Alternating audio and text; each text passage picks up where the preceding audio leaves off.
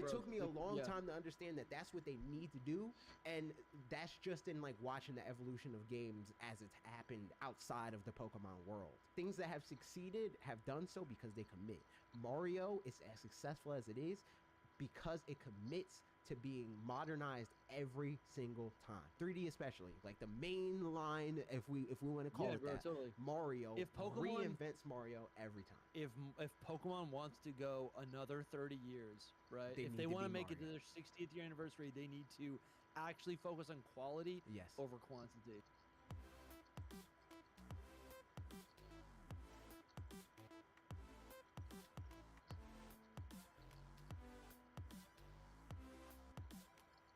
Yo, welcome to Directly to You. It's episode 12. I am AJ of Redirect. I am joined by Dusty Go-Goat. He has his own YouTube channel. You should go check it out. But he also has a podcast called Hidden Power Podcast that you should also check out. I've been on it a couple times. Hey, put me back on it. I have more thoughts. Yes, we gotta have you back on. Yeah. I'm looking for my I was gonna like I love the way you introduced me just there. I was trying to like look around for some HP merch. Yeah, dude, what's going on? Like, comment, subscribe, everyone.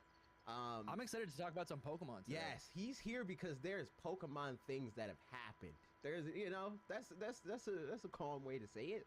That's my new role on this podcast. I am the Pokemon correspondent. Yeah. You're the Pokemon community correspondent for sure. Because like I can't. The thing is like for Wolfden, I'm the Pokemon guy. So like I can't in good conscience call you the Pokemon guy because I am a Pokemon guy. That's true. I'm just not in. I'm not in the weeds with you guys. I'm the Pokemon guest. Yeah. You're the Pokemon community surrogate. Like, I can't just be the guy. I'm him. I'm him. You are him. But I'm just saying, you speak to the community way more than I do because I'm more of a Pokemon. I'm a Pokemon community antagonist. I'm like, sure. I think I might feel. I am that as well. I think I'm the Pokemon anti-hero because ultimately, sure, my vision of the world is what everybody wants, but the Pokemon community is resisting. No, I get you. But I'm the resident PokeTuber. Yes, absolutely. There's the delineation. 100%. Okay.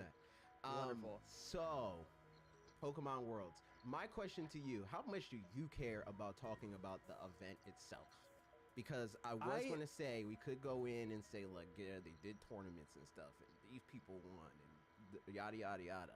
I don't think I paid enough attention to the actual event this year. Okay. I was looking forward to going this year. I felt a lot of FOMO last year, but this year just happened to be kind of just not the best year financially to be spending money on a Pokemon trip. Next year though is the plan. And they actually announced something at this event where there's going to be next year in 2026 during the World Tournament or the World Championship Tournament event.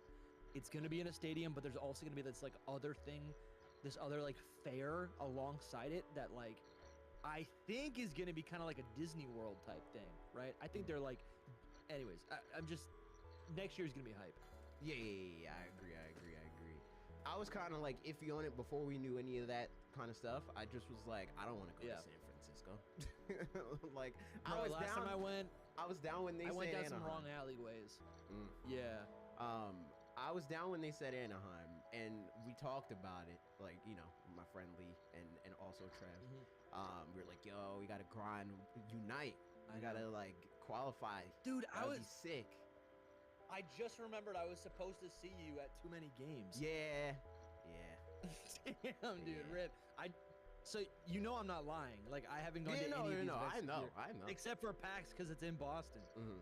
Yeah. I mean, so that's the Anyways, thing. we're getting off topic. We had the same life. It's just different event because like too many games is like an hour away from me. Exactly. So it was like that's easy. Yeah. And I didn't even go the whole time. I just went one day. But anyway, off topic. Anyway, Pokemon Worlds happened. People won and people played Pokemon and it was great. But we're primarily, it's a Nintendo channel. We talk about video games here. So I want to focus on the video game announcements since I got the passive go ahead from Dusty to ignore everything else. So yes, dude. I'm all for it. I'm like, what do the people want to hear? They want to hear the announcements. They want to hear the breakdown. They want to hear about like discussion. So let's just cut to the chase, dude. Let's just do it. So I want to call your attention to earlier this year. There was a prediction that I made that Pokemon Champions would be basically Pokemon's take on Pokemon Showdown. That was confirmed like a couple months ago. We already knew that to be true. Yeah. The second confirmation happened during Worlds, and that's that at least for next year, bare minimum, they're using Pokemon Champions as the official VGC video game for Pokemon Worlds 2026. Yeah, there's some. That was kind of. Yeah, I feel like that was kind of. I think a lot of people assumed that was going to be the case, but it was still a big question. And I wasn't even surprised when they did announce it. Like when that was confirmed, I was like, okay, that makes sense. Yeah. But I really didn't think it was a shoo-in. Like I thought a lot of people were just being generous with their confident predictions. People fought me. I remember because I said this, and it wasn't even like that. Was like when there's some things that I'm like, I don't know. Like I'm still iffy on exactly how like Gen 10 will happen. You know, like I think that there will be changes in relation to champions. I'm just not confident. I'm not as confident with the champions thing. I was like 100%. This game exists to be the new VGC home. Like that's why it exists. And there's some people still with a little bit of copium where it's like, I don't know, man, Gen 10 still not out yet, so maybe that's just this year, and then they're going to change it. I don't know if I buy that. I think that this is the new forever home for VGC. At least for official things. I almost want to push back on that even because I'm like, are we getting too ahead of ourselves? We could be maybe, but that's what I was told a couple months ago when I said even this was gonna happen. So yeah, that's true. No, totally. I'm not. Listen, I don't want to take that away from you. Last night I kind of had I never thought of this. So Pokemon Champions is a Game Freak title, right?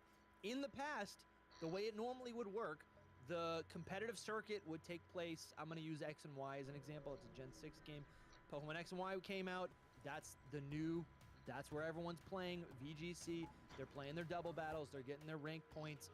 And then after a time, when the new Game Freak game would come out, Omega Ruby Alpha Sapphire, which is like a Hoenn game. There's new Megas now. There's new Pokemon, etc. Right now, that's where the new VGC takes place. And I think it's very easy for us to look at Pokemon Champions, and this is, I to your credit, like it makes sense. Like it is a kind of a successor to Stadium or Battle Revolution or whatever, right? But I was thinking about it last night, and I'm like, it really could just be another, like this is just another Game Freak game, right? So it could just be a thing where this season, VGC is going to take place in Pokemon Champions, and this is the big asterisk. Like this is the big question that I have no idea. The Generation 10 could either be the same type of battles, turn-based battles that we've seen for the last 30 years. Yeah. Right. And also for your listeners, this is the next year, 2026, is the 30th year anniversary of the franchise, which the Pokemon community has been hyping up. It feels like this is a big deal. Also, the next title is going to be the start of the 10th generation. So you get all these like superlatives or whatever you want to call them, like kind of lining up, and it feels like, okay, the Pokemon company is going to want to make a big deal about this. Just that's some added context. They made a big deal about the 20th anniversary as well. And it's also worth noting that they usually try to do that. Like, it's not like it's coming out of nowhere. Like, it's not like, 30 years is a bit. Like, I think that the Nintendo I've been yapping about it for 3-4 years, Yeah. and so I feel a little silly. I'm like, okay, well, how much do they really care? It's fair, but historically, they have care. made They a big do. deal about it. They care. Yeah, They care. yeah. Because there's like people try to make corporations care, like Earthbound or whatever. It's like, man, big Earthbound anniversary, like, and it's like wanna... they don't care. You know, like you might get like a special edition calendar this year or something, but like Pokemon, but the deep cut fans, they're asking for like a Souls like Earthbound game. Well, it's yeah, like, bro. It's like, but watch. Pokemon has shown that they're like, all right, it's been 25 years. Let's reinvent the series in this way. You know, absolutely. Let's do Sun and Moon. You know, that like for Pokemon 20, that's what they did. They were like, all right, we're reinventing the trainer's journey now on the 20th anniversary. Yes, dude. And they took some pretty big swings with like regional forms were added to the game, right? There was also, I think Sun and Moon also had a big emphasis on like the actual playable experience of the game, had a big emphasis on like celebrating what came before it. Yeah. Right. It was also proto open world gyms. Pokemon. It's proto open world Pokemon. Like even absolutely. Like there's a lot of talk where people will say like, oh yeah, the last island is like it's teasing at an open world kind of thing, and it's like even and playing it now, the whole game's like that. Like all the routes are like kind of designed where like they want to be along the way. open. There's two possibilities. Generation 10, this is like your Scarlet and Violet, your Sword and Shield, right? Sun and Moon. That Gen 10 game could be exactly what it's always been before when it comes to competition and the actual battle system. That's what we're talking about. Or it could be a complete change up of the battle system. And truthfully, and this is what I'm playing devil's advocate, but I'm with you, AJ. I am with you, AJ. I think that is kind of what's going to happen. Like, I'm playing devil's advocate, but then that would mean Champions is what's going to happen forever. Right. And I'll also say that I think when people hear me say stuff like that, they immediately think that like the only way to do it is like, oh, it goes from turn-based to like action, and that's the only way to change it, and blah blah blah. Yeah. Ideally, yeah, that's how I feel. But I don't think like when I say that, it's not like when I say that in a video, and I'm like, this needs to change for the community, for gaming, period, for the franchise. I don't mean like it has to materialize in the way that would be perfect to me. I just you're just describing a that for scenario. Everybody, example. For everybody but the hardest core of Pokemon fans, it would be preferable for Pokemon to evolve in a meaningful way. Yeah. And whether that means that it is a turn-based game still, but it has like an Expedition 33 kind of evolution, or it has a Legends EA kind of Ni no Kuni, Xenoblade Chronicles kind of play style. Either way, it needs to change, and it needs to be something that, for various reasons, is just more fun to actively play. And I think that the way that a lot of hardcore Pokemon fans are talking about it is like talking about it within their understanding of what an esport looks like. That's the main esport to them, right? And they're like, well, how is this going to be marketable as VGC? But if you look at esports as a vertical in the sphere of not just gaming but entertainment, the esports that do the best are the ones that people can look at and they understand what's happening and they understand how it's happening. It's League of Legends. It's not like, oh well, kids know how to play Pokemon, you know, like it's just going and scrolling through menus and stuff like that. Can you give me some examples of esports? Because I was not even thinking about League of Legends. So like the biggest esports, I would say, are like League of Legends, Fortnite, Call of Duty for a time, Halo. Those count? Yeah. That's like what built the vertical. Call of Duty counts? Yeah, Call of Duty's an esport. Absolutely, yeah. Damn. Okay, that's crazy. Yeah, and even like Smash Brothers is an esport, you know? Okay. So it really could be any sort of competition. Yeah, it's just any game, because at the end of the day, it's like an esport is whatever the community on like secondarily, but like as far as like the major ones that a game studio says like this is a competitive game that has competitive merit, and they build an ecosystem around that. I'm just in the background. I want to pull up like factually the biggest esports.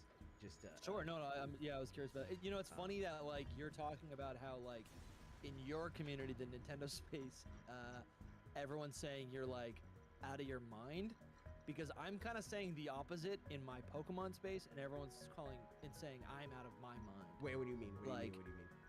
Like I was saying, Champions was not going to be about VGC because I thought Pokemon doesn't care about the VGC community is like literally the smallest percentage of a Pokemon niche. Yes.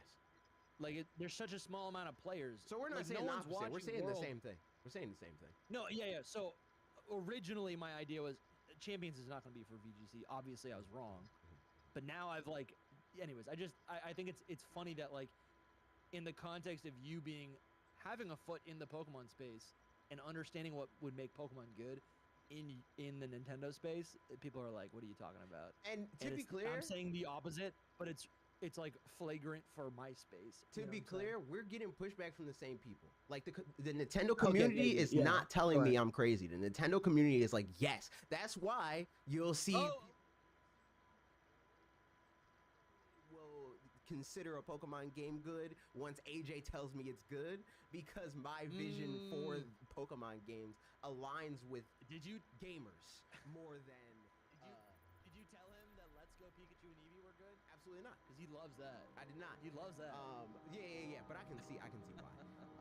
But yeah, that's what it is. It's like like once I put my stamp on it, like, yep, this is the one. Come back in, everybody. You know, like that's why. It's because how I feel about the game is like not defined by the fact that I'm a fan of the gameplay of Pokemon. It's just that I care about the world, and he knows that I also care about game design and knows what a good game looks and feels like. But which I gotta be honest with you, no one in the Pokemon space knows or cares about. They don't, because they don't play games. They don't. They play Pokemon in that. Yeah. And that was because I'm coming from that. Just to be clear, I'm coming from that same background where I don't play that many games. Like I will play games. I play games, but like I'll play Yu-Gi-Oh. That Yu-Gi-Oh game where you can play all the classic duels, right, with all the classic decks. Yeah, like, Legacy of the Duels. That's super fun. About this. Yeah, exactly. So much fun. I'll play the Zelda games, right? I'll play random things here and there. Like I'll pick them up. It's good. Right. But so I'm coming from that same mindset. But something I was thinking about today was like, again, I guess maybe we're jumping all around. I don't know if you want to like reground us. I'll what jump the back. Announcements were. I'll jump back because we're still in Champions. We didn't even move on to that. Yeah, but I'm ready to jump to Gen 10 now. I don't know. So I want to talk about the announcements, and then we can talk about Gen 10 at the end. Okay. Because like that's good. I like that. The announcements for the most part is like that. You know, it's all part of the plan. You know, it's like step by step. But I do want to go back and follow through on what I said about naming the biggest esports. Right now, the biggest esports by attendance, like viewership and stuff like that. It's Mobile Legends. I've never heard of that. It's Mobile Legends, Bang Bang, League of Legends. What? Counter-Strike. Were these in China? Probably, or Korea. But this is just worldwide. It's just that's a big enough market to like. That's why I haven't heard about it. It's not in New Hampshire. Yeah, League of Legends is number 2. Counter-Strike, PUBG Mobile, Valorant. Okay. Arena of Valor. Okay. PUBG Battlegrounds again, the main game. Fortnite, Honor of Kings, Free Fire, and then like from there, it's like more of the ones that you've heard of, like Apex Legends, Dota 2. Yeah, and I have heard Rainbow Six Siege. I have heard of these. Street Fighter. Call of Duty, you know, it's like, and let me see how far down I have to go down to the list, like down the list to find Pokemon. Before you see Pokemon, yeah. I think last time it's not even checked, on the list, dude. It's not on the top 20. It's not. Matter of fact, I have to pay to see how far down it is. But last time I checked, it was like number 30 for like the most popular intellectual property in the world. In the history of entertainment, which is abysmal, for real. You know, and there's a reason for that. It's not because nobody's playing the game; it's because people don't see it as a game worth playing competitively. And obviously, and so I was talking about this earlier, but yeah, you know, but I think they're wrong. I think they're just like I think people like VGC because that happens to be the format, right? Yeah, literally. And I'm like, that's not bad. I love Pokemon, and I'm looking at a video of this new Legends EA trailer, and there's a Jimmy's here, and I'm like, guess what? It exists in the world. I got a soft spot for it, whether I like it or not, right? There's lots of things in Pokemon that I settle for, because I appreciate the world, and I'm like, okay, whatever. I'm a fan, you know, like. Exactly. I'm a Star Wars fan. You get used to Jar Jar Binks. You get what you get. You know? You get what you get, right? So I can appreciate that, but I do think, and I've been talking to some friends who have been like kind of educating me. Yeah, you're one of them about these competitive. You know, AJ, you said something recently. I think it was on stream with Jake when we were talking about like what we wanted. It was like this topic. Yeah. And you guys were like, no, Pokemon games shouldn't. You guys were like, I don't want to be sweating after every single Pokemon battle, and that was in reference to like the idea of every Pokemon battle being like Pokken, like a fighting game. Yeah, like Pokemon tournament. Yeah, literally, yeah. And I had never thought of it like that because as someone who doesn't play those fighting games, I don't know that they're literally like you're on your toes, like the edge of your seat. Yeah. For those 5 minutes that you're battling, that's not how it looks to me. To me, it's just like, oh, things are running around on the screen. I think a lot of Pokemon fans do. Like, I think that's how, like, they look at that and they're like, I would be stressed after something like that. And that's what it is. Like, there's no in between. It's like even though it's a delta between something like Pokemon, like Pokken Tournament or a more traditional fighting game, you know, and Pokemon Legends ZA even, they don't see it like that. They're like, this isn't turn-based, so this is that. It might as well be Elden Ring because it's not turn-based anymore. You know, and there was even that tweet that popped off that I don't believe, as somebody that has talked to Nintendo reps plenty of times in my lifetime. But they were like, oh, somebody was like they were asking the person, allegedly, again according to the tweet, like how they felt about the demo, and they were like, have you ever played a game that's similar to this? And then they said no. And then allegedly the Nintendo rep said, have you ever played Elden Ring? It's kind of like that. And I don't believe that. I don't believe that for multiple reasons. But that's definitely not true. You know, that's crazy. It's insane. Yeah. Like if I were to compare it to anything, just based off of what I've seen, I would compare it to like Ni no Kuni. But like Elden Ring is ridiculous. Like, and I'm sure that comparison will happen a lot with Pokemon fans because they don't play anything and they know that it will be physically more difficult to play than scrolling through a menu and saying that absolutely one, you know. So like, but I also have faith that these games won't be like truly difficult to play. I think there's going to be a learning curve, like any, and dude, that's another thing, right? That's another symptom of like people who don't play anything other than Pokemon. Again, nothing wrong with this, but like if you don't play any other, like every Pokemon game plays the same, and there's also no requirement of reaction time. Right. So with any new game that I pick up, you have to learn the controls. It's just, it's a game. Yeah. It's like picking up a board game and you're like, what are the rules? Let's spend a half hour arguing over what the rules are. So like that's just part of the experience of a new game. So I think that's something that I think Pokemon fans take for granted. And then like, listen, I'm not trying to turn this into like a let's complain about my people type of thing, but yeah. But anyways, yeah. So to set this up, I guess. So I'm looking at during Worlds last night. At the time of recording, they announced a new trailer for Legends ZA, and this is cool and this is relevant. And they showed off a co-op mode, like an online. So it's not co-op mode. So it's not co-op. Or co-op's the wrong word. What we know so far. It's more of it's not co-op. It's like a battle royale. But it's online. Yeah. It's an online multiplayer battle royale competition thing. Thank you. And no, I appreciate that because the correction because I'm not. I only play Pokemon. Yeah. So it almost use the wrong word. It gives me vibes of like a PvE like battle royale game because like the ultimate goal is to like defeat the most Pokemon, and you're one of the like something that will count towards that number is you beating other humans. Like there's like this discourse online of like, well, you're not really playing together. It's like, no, you are. Like it's just like doing like if you remember in Sun and Moon, and I'm literally on this part of the game right now. It's like doing a battle royale. Like that's what it is. It's like I don't want you to win, so I'm gonna knock you out so you can't knock them out, and then I'll knock them out. You know, like that's what it is. It's like doing a death match in a shooting game. Yeah. And I guess what I was thinking about is like, so yeah, the new ZA trailer comes out. They show off, not co-op, but like basically you can fight against your friends, right? And that feels relevant because then right after this, then they announced, hey, the classic, turn-based Pokemon battles that you love are going to be hosted on Champions in 2026. And then that's another important wrinkle to that is they also said that Mega Dragonite is being added to the game. Yes, and I think cool. I think the fact that they highlighted that in that way, what it says to me is that going forward, and hey, maybe this is a crazy prediction, going forward, there will be similar situations where it's like, hey, new game, and like for Gen 10, the battle system is different in these ways or whatever, right? And don't worry, you'll still be able to use them the old school way. We're adding the Gen 10 Pokedex to Champions and the VGC tournament. That'll be in Champions. But here's the other part of this prediction that I think is bigger or whatever. There's a lot of people, and even like I watched a little bit of I think this was just in the stream, but it might have been part of the podcast or something. I don't know.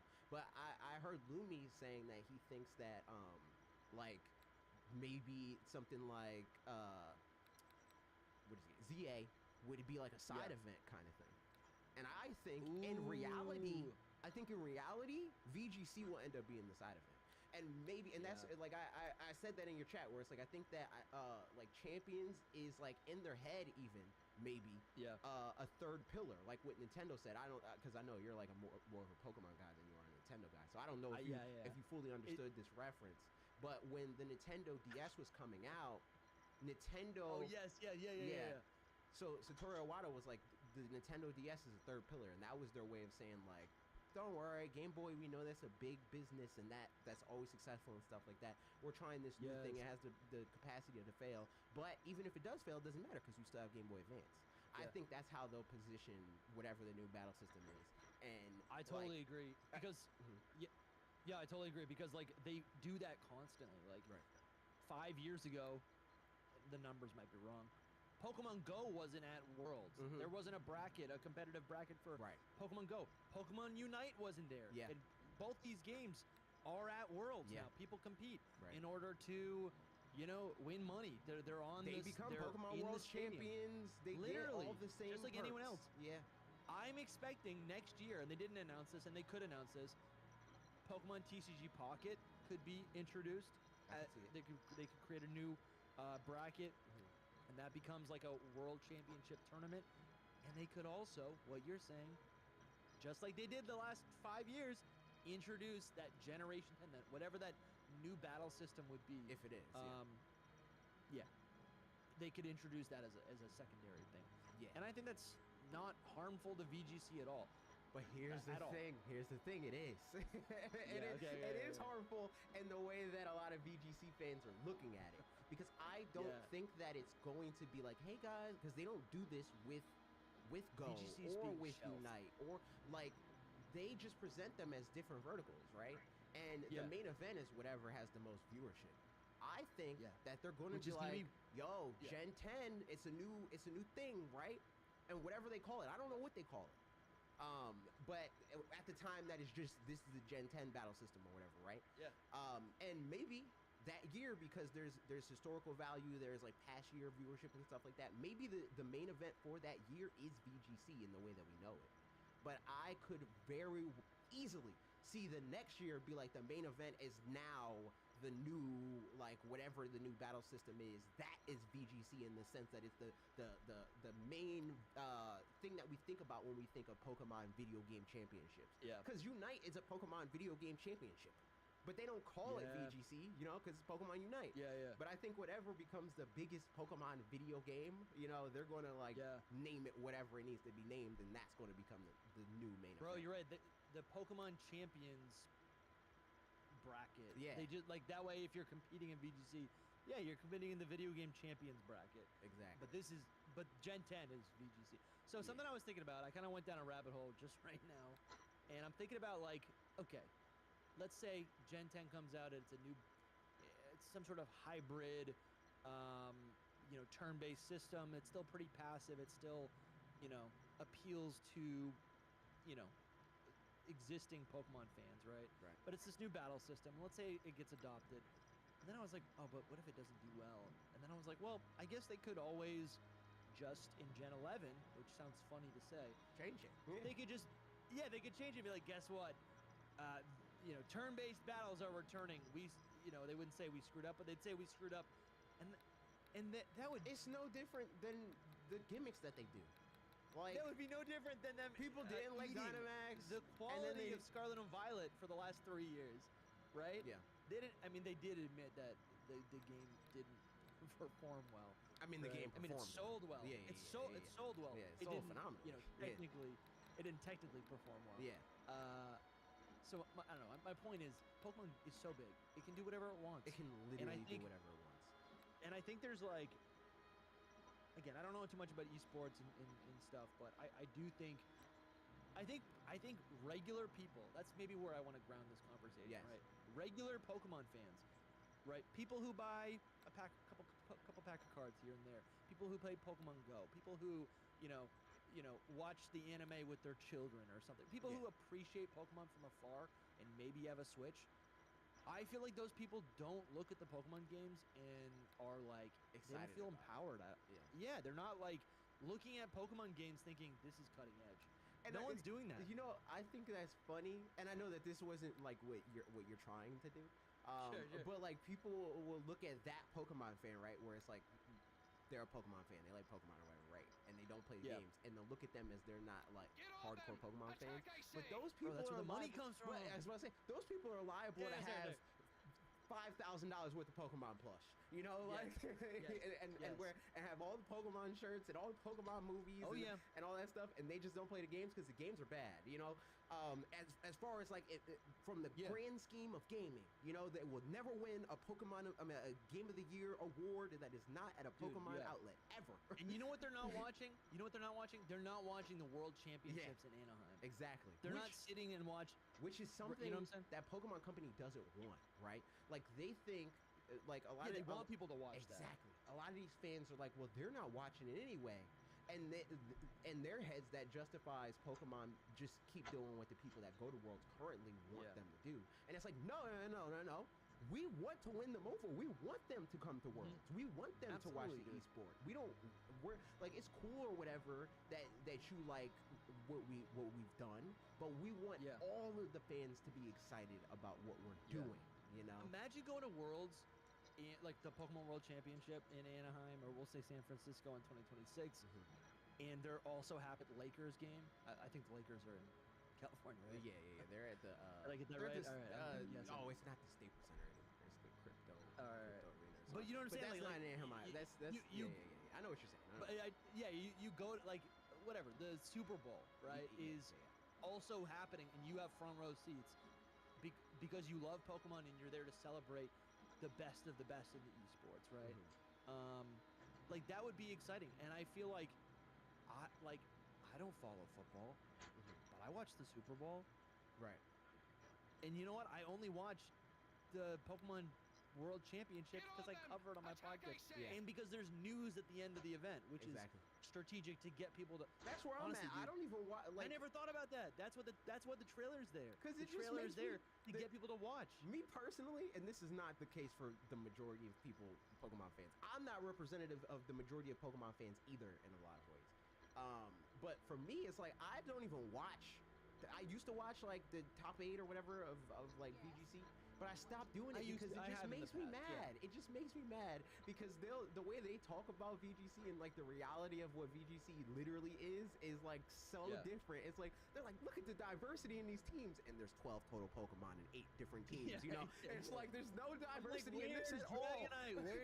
Where's Go-Goat, Scizor? There's so many cool Pokemon. It's like somebody posting a picture of a group of white dudes and be like, man, it's so diverse. And the only thing that's different is like one has glasses. He's from Wisconsin. And one's wearing he's from Boston. He's from California. Yeah. Exactly. It's like, yo, he has different health items. And this one's a special attacker, not a physical attacker. It's like, shut up. Like, those are the same Pokemon. Their mama all named them Fluttermane or Incineroar, you know? It's like, yo, chill, bro, chill. Dude, you don't get it, dude. I have brown hair, and my buddy Tom has blonde hair, and my other dude's got red hair. Relax, all right? It's funny because like Mega Man in the chat, I was literally having this conversation with him last week, where I was like, it's fun because, and this isn't even to say that like something like Smash Brothers is perfect in this way. But like if you hear them, and this again, big reason why I stopped watching these tournaments. If you hear them talk about like Pokemon representation in the tournaments, like this is crazy. This Pokemon is like this like off meta threat. It's only on 12% of teams, and I'm like, somebody that's a Smash fan, and I'm sure you hear this through the grapevine. The Smash scene is crumbling over Steve. And Steve is like 6% of the player base. 6%. That's the highest concentration of a character in the video game that has 80 characters. 80. That's crazy, right? And but there's Pokemon, a maybe like video 50% game. of teams. Yeah, 50% of teams in a game that has Landorus. 600 potential characters in the video game, and 50% of teams has 1 out of 600 possible Pokemon. And you mean to tell me like you can win with any Pokemon? No, you cannot. You can factually not win with any Pokemon in the game. You can't. You know what? I would put your point stands because I think I do think though for the best of the best you can actually get creative enough to create something that specifically counters whatever is in the meta, right? Then that's how you get a Pachirisu situation. Exactly, right? But that's the thing. We've seen that in the past. That's the thing, right? With Pokemon, it's like you can build a hyper meta team to justify the use of one off meta Pokemon, right? Yeah. But in something like Smash Brothers, when you see, you'll see it all the time, where it's like, oh, this character top 8'd a major or won a tournament, like a Little Mac or whatever, right? And it's not because they're like, oh, this Little Mac won a tournament, but they secondary Steve, you know? Like that's how Pokemon works. It's like, oh man, it's crazy that somebody brought their favorite Pokemon Zubat all the way to the championships, and the rest of their team was Raging Bolt, and like that's what it is. It's like the majority of their team either way is hyper meta. Them being like, I have this one off meta Pokemon does not mean that you can win with any Pokemon. It's that you can use any Pokemon you want as long as the majority of your team is meta, which is the difference. Yeah, it still has to work. Yeah, that's true. No, that's fair. Did you watch much of the? I didn't watch the tournament itself. No, I just watched. Okay. So I watched matches here and there. Just in the background, and like my friend Lee, like he watches, so like we'll be in the Discord and he'll be streaming it, and I'll again be passively watching it. I couldn't tell you anything about what happened. Like I don't even remember the guy's name that won. I know more about who won Unite than I know about who won VGC. Yeah. I'm trying to think about like I don't know. Like are other esports, do they function or are they covered in the same way that like sports is covered throughout the season? So what do you mean by that? I'm imagining like I don't know, like who like they track stats and like average like yeah kind of. So like Giovanni was like the new champion, and I'm like, this is my first time hearing about him as a person who's not in on VGC. I'm sure the VGC community in Pokemon they probably know like who he is. Knew they probably knew. You know, it's his first time winning, but like I'm sure they saw him on the rise. Yeah. I don't know, but I'm like, is that something that could be worked in? Is that something that could help bolster the notoriety, or I guess like the hype, maybe? Me personally, as VGC, as somebody that knows a lot about VGC and has in the past followed it to learn thy enemy.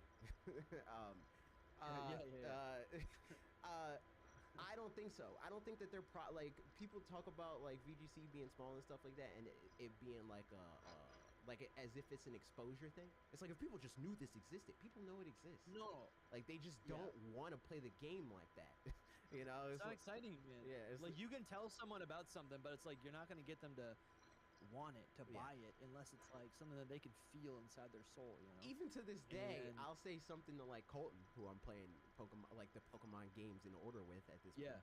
And I'll be like, yo, so once we get to this game, I'll probably EV train my Pokemon. He's like, I don't want to do it. Like literally, like X and Y, I was like, oh, we got to try the super training just to be able to highlight it for the eventual video.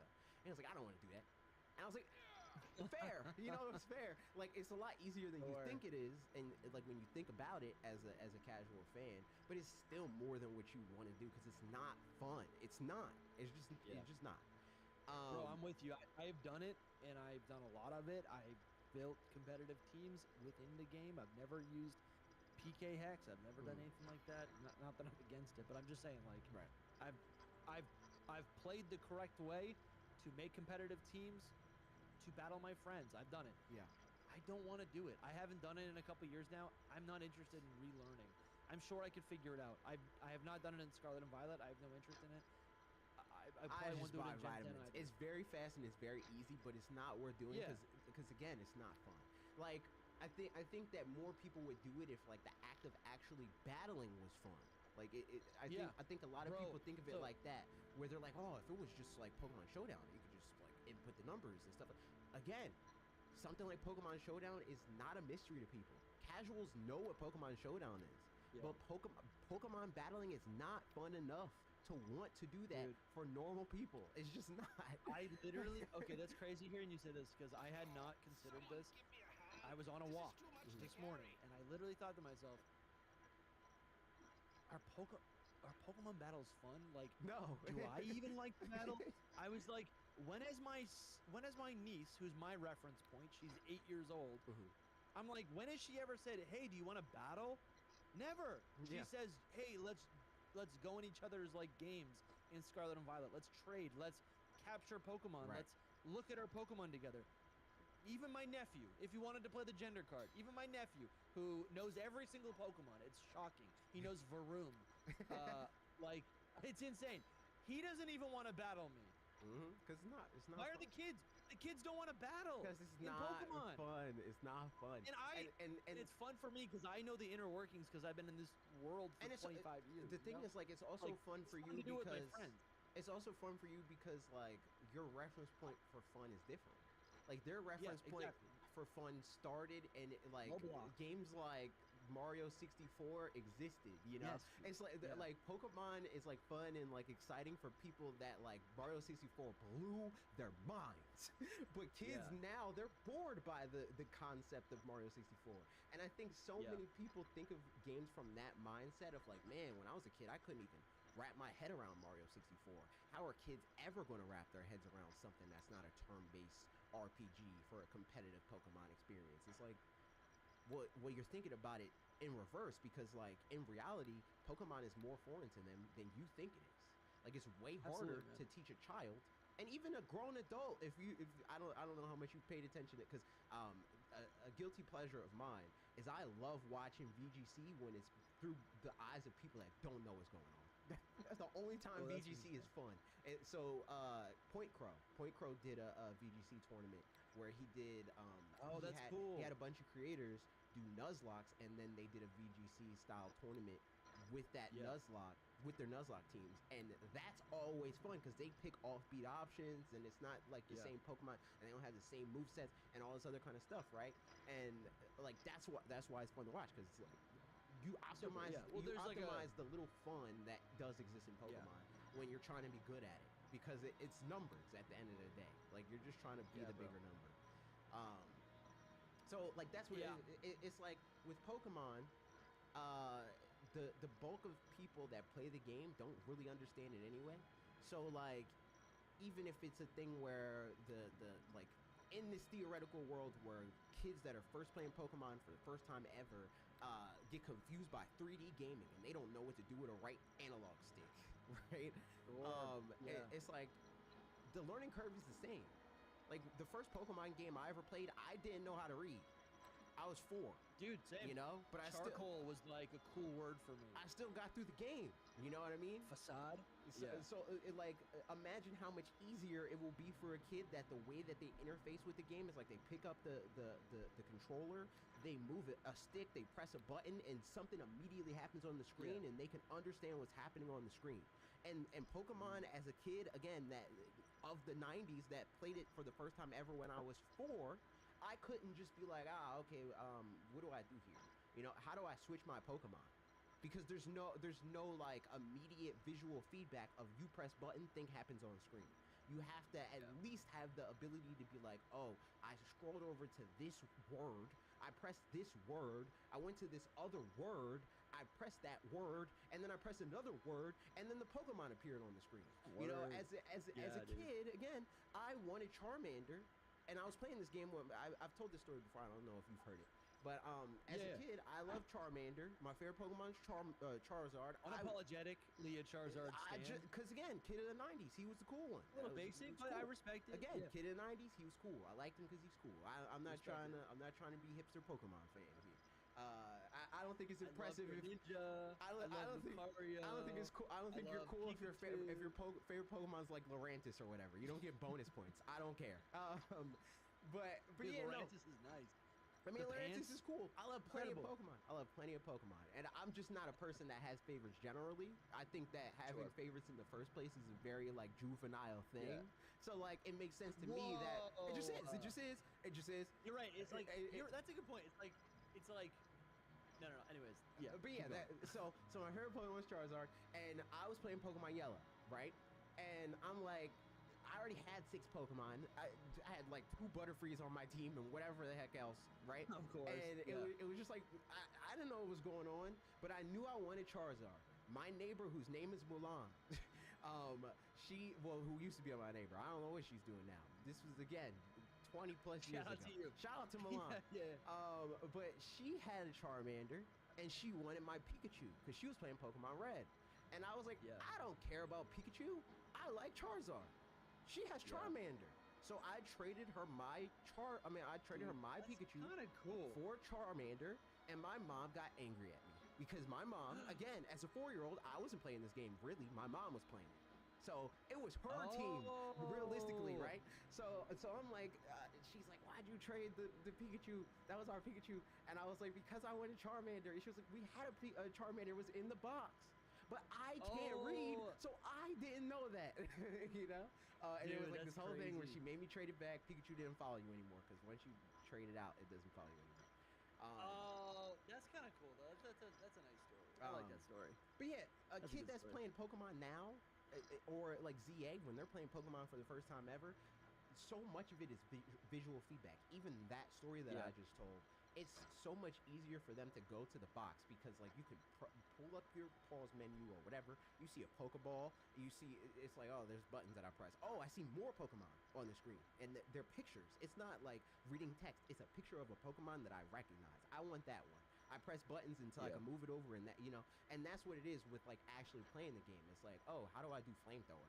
In the video game, I have to know what like how to spell and read flamethrower. Yes. But when I'm playing it on Pokemon ZA or a different action-based game or whatever, I press a button, flamethrower happens. You know, bro. like that's actually more approachable to kids. Like people that are RPG fans and are bad at video games and they're trying to retroactively justify that by saying that, oh well, think of the children. It's like that's not what it is. You're just bad at games. That's fine.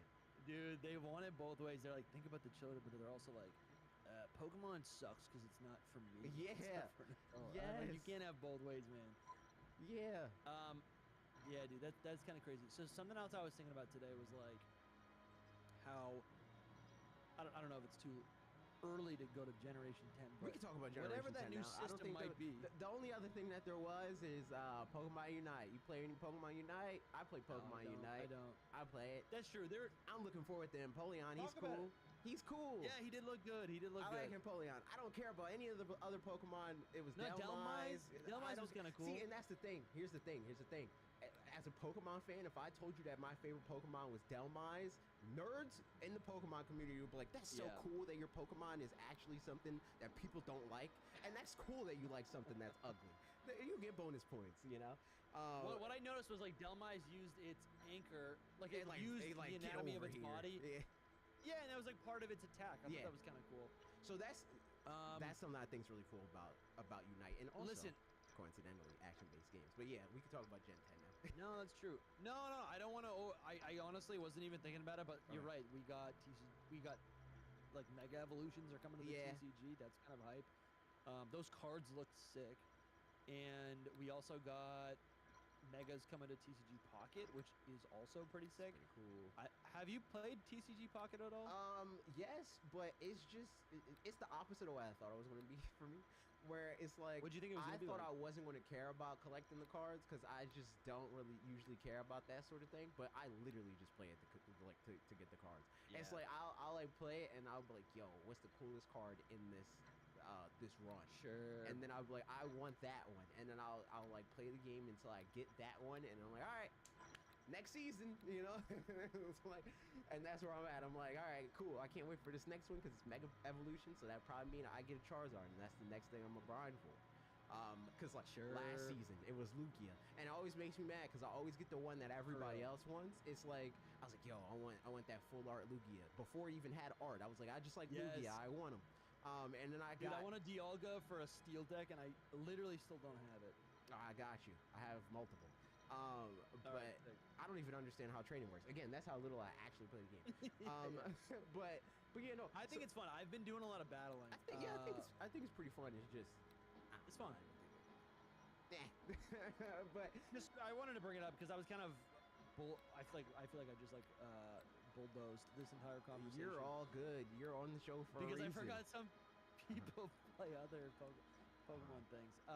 I guarantee you most of the people that are listening to this do not care about most of the other Pokemon stuff either. That's why I was fine with like us not like hyper fixating on champions, because I think at the end of the day, champions is what it is. I do. Oh, but one more thing about champions. It's a larger conversation though, you know. Yeah, because especially again here, like a lot of people that are watching here are here, especially if they're Pokemon fans. They're here because I said one day 7 years ago, yo, it would be sick of or longer even. Some people are here since the first video.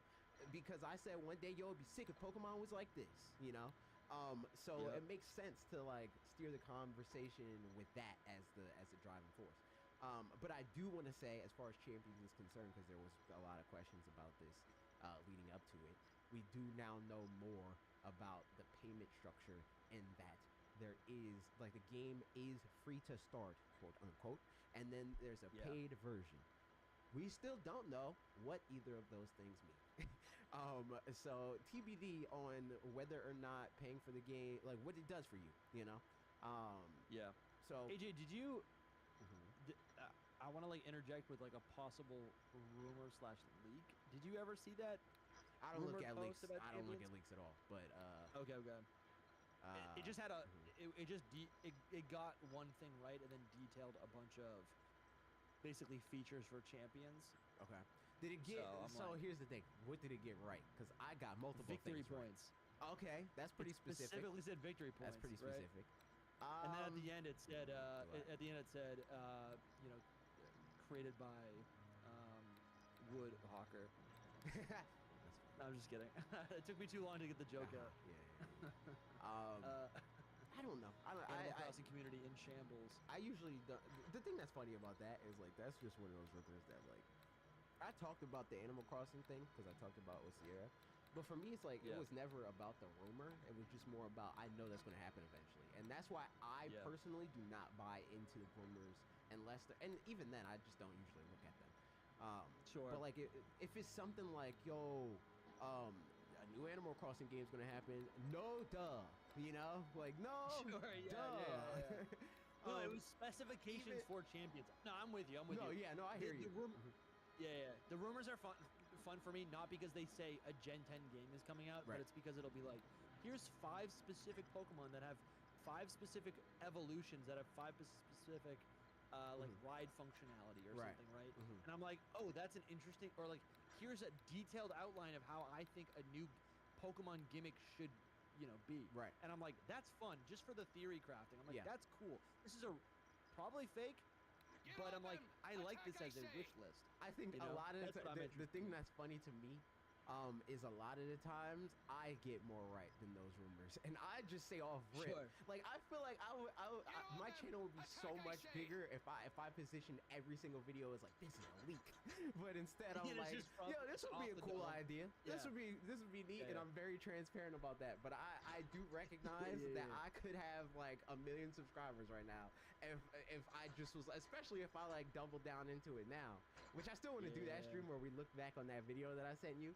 And or other, because there's multiple videos like that about so many different series that aren't even just Pokemon. Of me saying, again, very specific things where it's like, yo, it'd be cool if Pokemon did this very specific thing. Man. And they do literally that, usually in the way that I say that they should do it. You know, like, literally in that video, I say I think the battle system should be like Ni no Kuni. And I think ZA is very close to that, you know what I mean?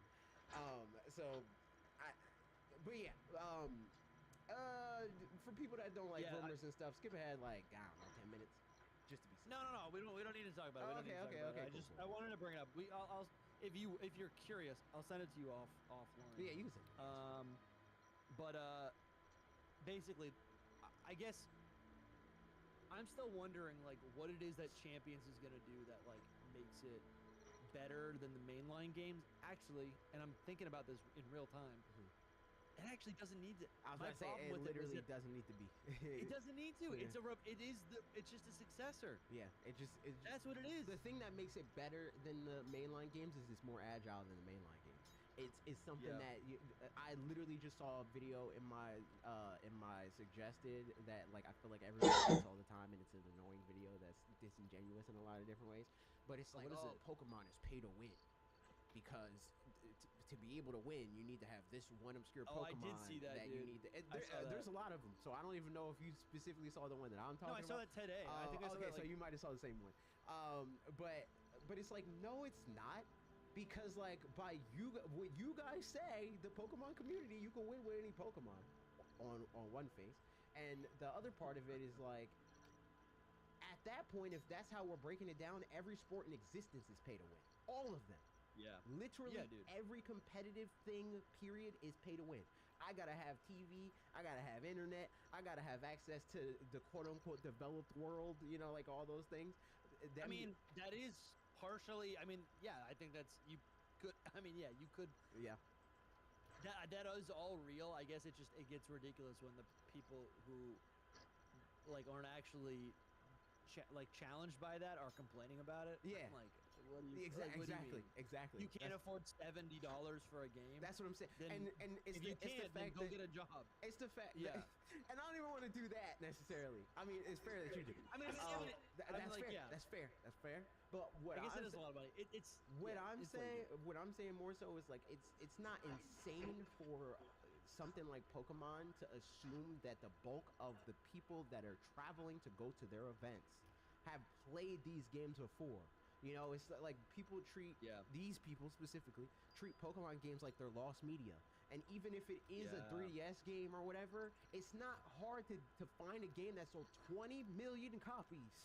Like Pokemon, you're not priced out of Pokemon. You're just not like even like buying like Pokemon Heart Gold and Soul Silver or whatever. Last time I checked, in box or whatever, it was like $50, which is more than what the game cost when it came out. But like at the end of the day, it's $50. It's $50. If you care about Pokemon that much to the point where it's like, I want a zero speed shiny Ho-Oh, and the only way to get that is if I specifically play this video game and this way. It's like, all right, bro, that's something that you don't need to play the game. That is like a luxury of something that you want to do to try to flex. So it's fair to be like, that costs money, and you got to do a little extra. Bro, work. That's the truth, man. I'm like, we love this stuff. Mm-hmm. You're gonna pay the price. This reminds me of like the Nintendo conversations. I'm like, all this conversation about like, is the Switch 2 worth it? I'm like, if you're gonna spend the money on it, it's worth it, because it's a game, it's a toy, it's a game. Yeah, and it's something that it's gonna be fun. It's something that like. What do you mean? Is it worth it? If you don't think it's worth it, in retrospect, then I don't understand why you're playing Pokemon now. You know, like especially in the era where people are like, Pokemon used to be better, and it's like, okay, so you're saying Pokemon's better now, right?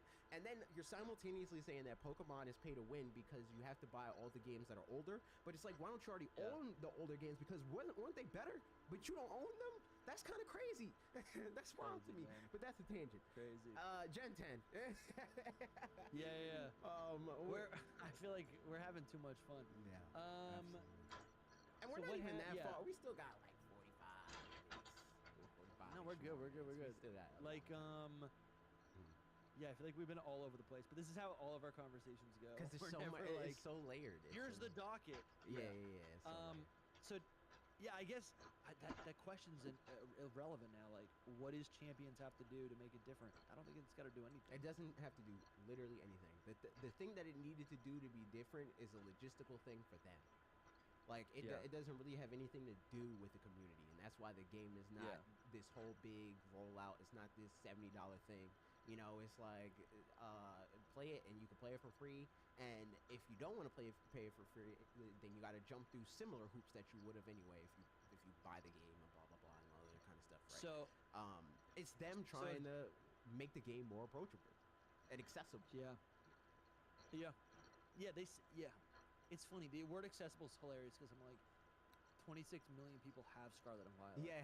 Yes. Yeah. I'm like, if you want to play competitive, it's there. Like you can. It's literally built into the game. It's just copium. It's copium. So many people think that, like, and specifically it's copium. You did say this earlier. The VGC community, because like they're thinking in their head where it's like, well, you know, if only Pokemon didn't make you do this, and then they don't make you do that anymore, and it still doesn't really grow. Well, if only if it doesn't make you do this, and it doesn't do that, and it still doesn't grow. You know, the only thing that makes Pokemon grow is like when the game itself sells more, and even then it's marginal, right? It's like everybody wants to, and I've talked about this in the video that I made. I had you guys in it, where it's like people want to talk about like VGC's growth and be like, yo, we're almost there. People, you know, they're learning about it. We're doing the work. We're getting the word out, you know? And it's like, no, you're not getting the word out. There's just 30 million people that bought this game. And the last time that you thought about VGC, 18 million people bought the game. So, like, of course the event's going to grow. You know, of course it's going to go from 800 people to 2,000 people, you know? But that's not crazy growth. Like, Smash Ultimate just less than a year ago had an event that had 4,000 people, and they had to go to Japan and pay out of their own pocket. You know, that wasn't an event that Pokemon Company flew them out to, you know? So I don't know, man. I think it's more like people just don't want to play the game in that way, and that's why it's not big. But this does make it a little easier for the people that do want to play the game in that way, and they very specifically can't afford a Nintendo console or a video game to play it through, or they don't want to play through the mainline story, or they don't want to EV train their Pokemon. So all those very specific people in that thing, let's see if that grows the community tenfold, because that's the way people talk about it, you know? Damn, bro. I'm just thinking about it more. Yeah, I liked your story earlier, because I'm thinking, for whatever reason, I'm thinking about it again, and I'm like, the only thing that gets people to play Pokemon or to battle, to play Pokemon, is the Pokemon themselves. Yeah. It doesn't matter what they give you. It could be the mainline Pokemon games where you're doing double battles. It could be collecting Pokemon like that, like show up at your campsite when you're sleeping. Like, it doesn't matter what it is. Yeah. We're here for the Pokemon themselves. And so now it's up to Game Freak and the Pokemon Company to like make a game that's actually like fun. Yeah. Right? We're gonna show up if like I'm gonna buy every new Pokemon game that comes out. Like I am that shill. I will glaze Pokemon until I die. Literally, dude. I love Pokemon. Like, you buy Pokemon Friends? Those RPGs. Dude, 100%. I didn't buy Pokemon Friends. Yeah. I didn't get Pokemon Friends, yeah. Oh, yeah. And, like, I will play Pokemon forever because I'm like, the games are my window into the world. Yeah. Right? That's what it is for me. So I'm going to buy all the games. I think worst case scenario, a lot of people are just like, Pokemon's going to leave me behind, you know? Worst case scenario, it's just gonna flip. It's just gonna be the people that are satisfied with what Pokemon has been for the last 30 years in the gameplay way, are just gonna be me.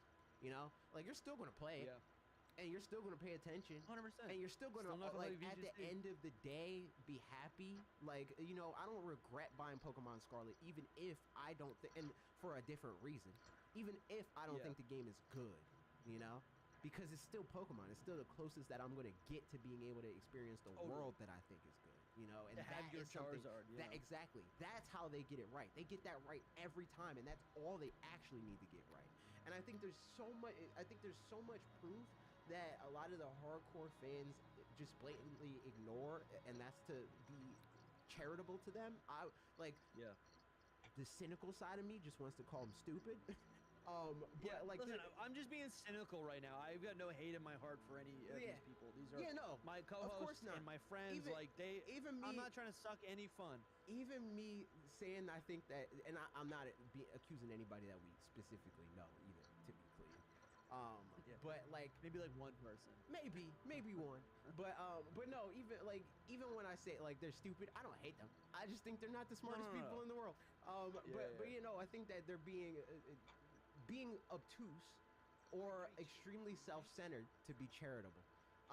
When they say that the gameplay is what keeps people on board with Pokemon, because I think that there's a lot of proof both within and outside of Pokemon games that shows you that that's not the case. Because like, if people love Pokemon's gameplay and they hate everything else about the company, and they're like, oh, I don't want to support Nintendo, and like they're so, and Pokemon Company specifically is so extra with how they police the competitive scene, and like you can't hack in Pokemon and blah and all those things. Why is Nexomon not big? How come Temtem didn't do well? You know, bro, like Temtem is it's literally the character design. Exactly. It's the character it's design. The world, bro. It's the world. It's a little bit of the nostalgia. Yeah, but the nostalgia is that. Like, that's what it is. It's like, it's for the world and the characters and all of the things around the game that's not the game. Because if people love the game so much, like, even if they don't drop Pokemon, right? Like me, I love Smash Brothers because I love the gameplay. So you know what else I do and have done? I play Multiverses. I play Rivals of Aether. I play, you know, Brawlhalla because I like the gameplay.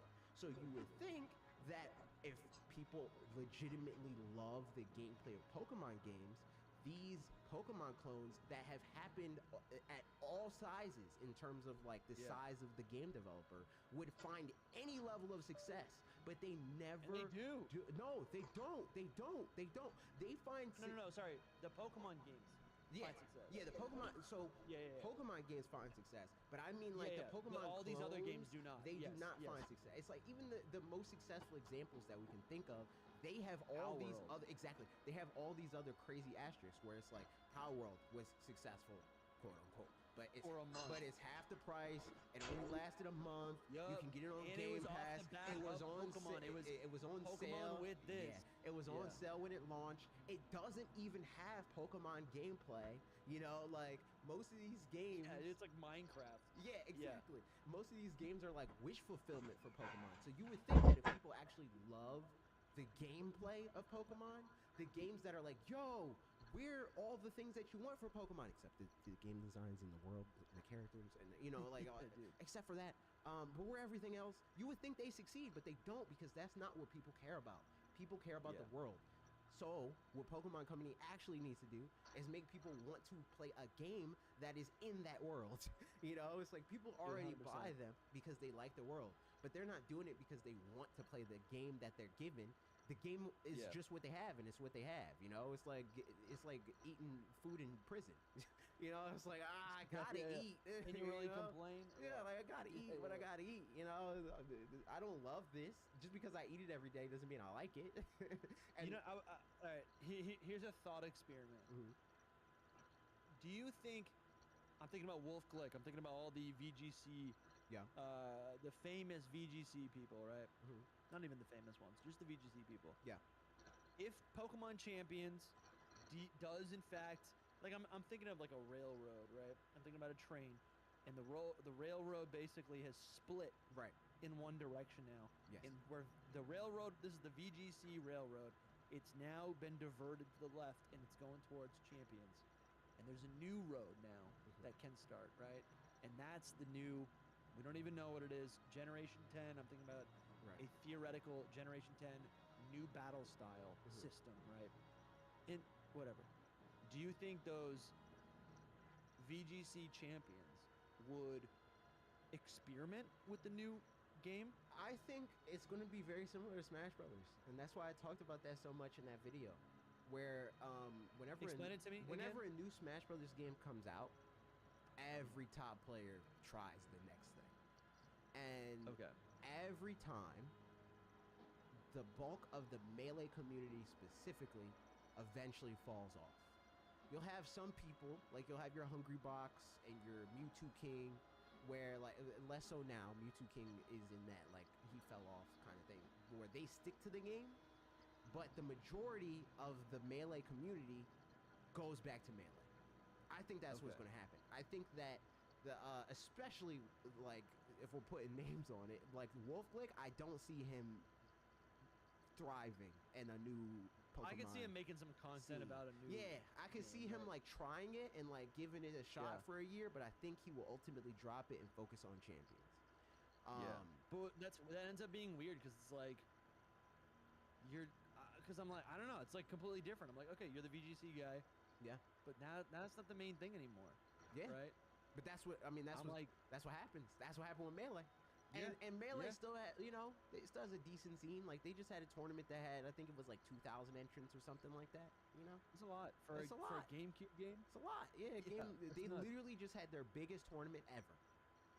Melee, a game that came out 20 plus years ago. So like I think VGC will have a scene for sure.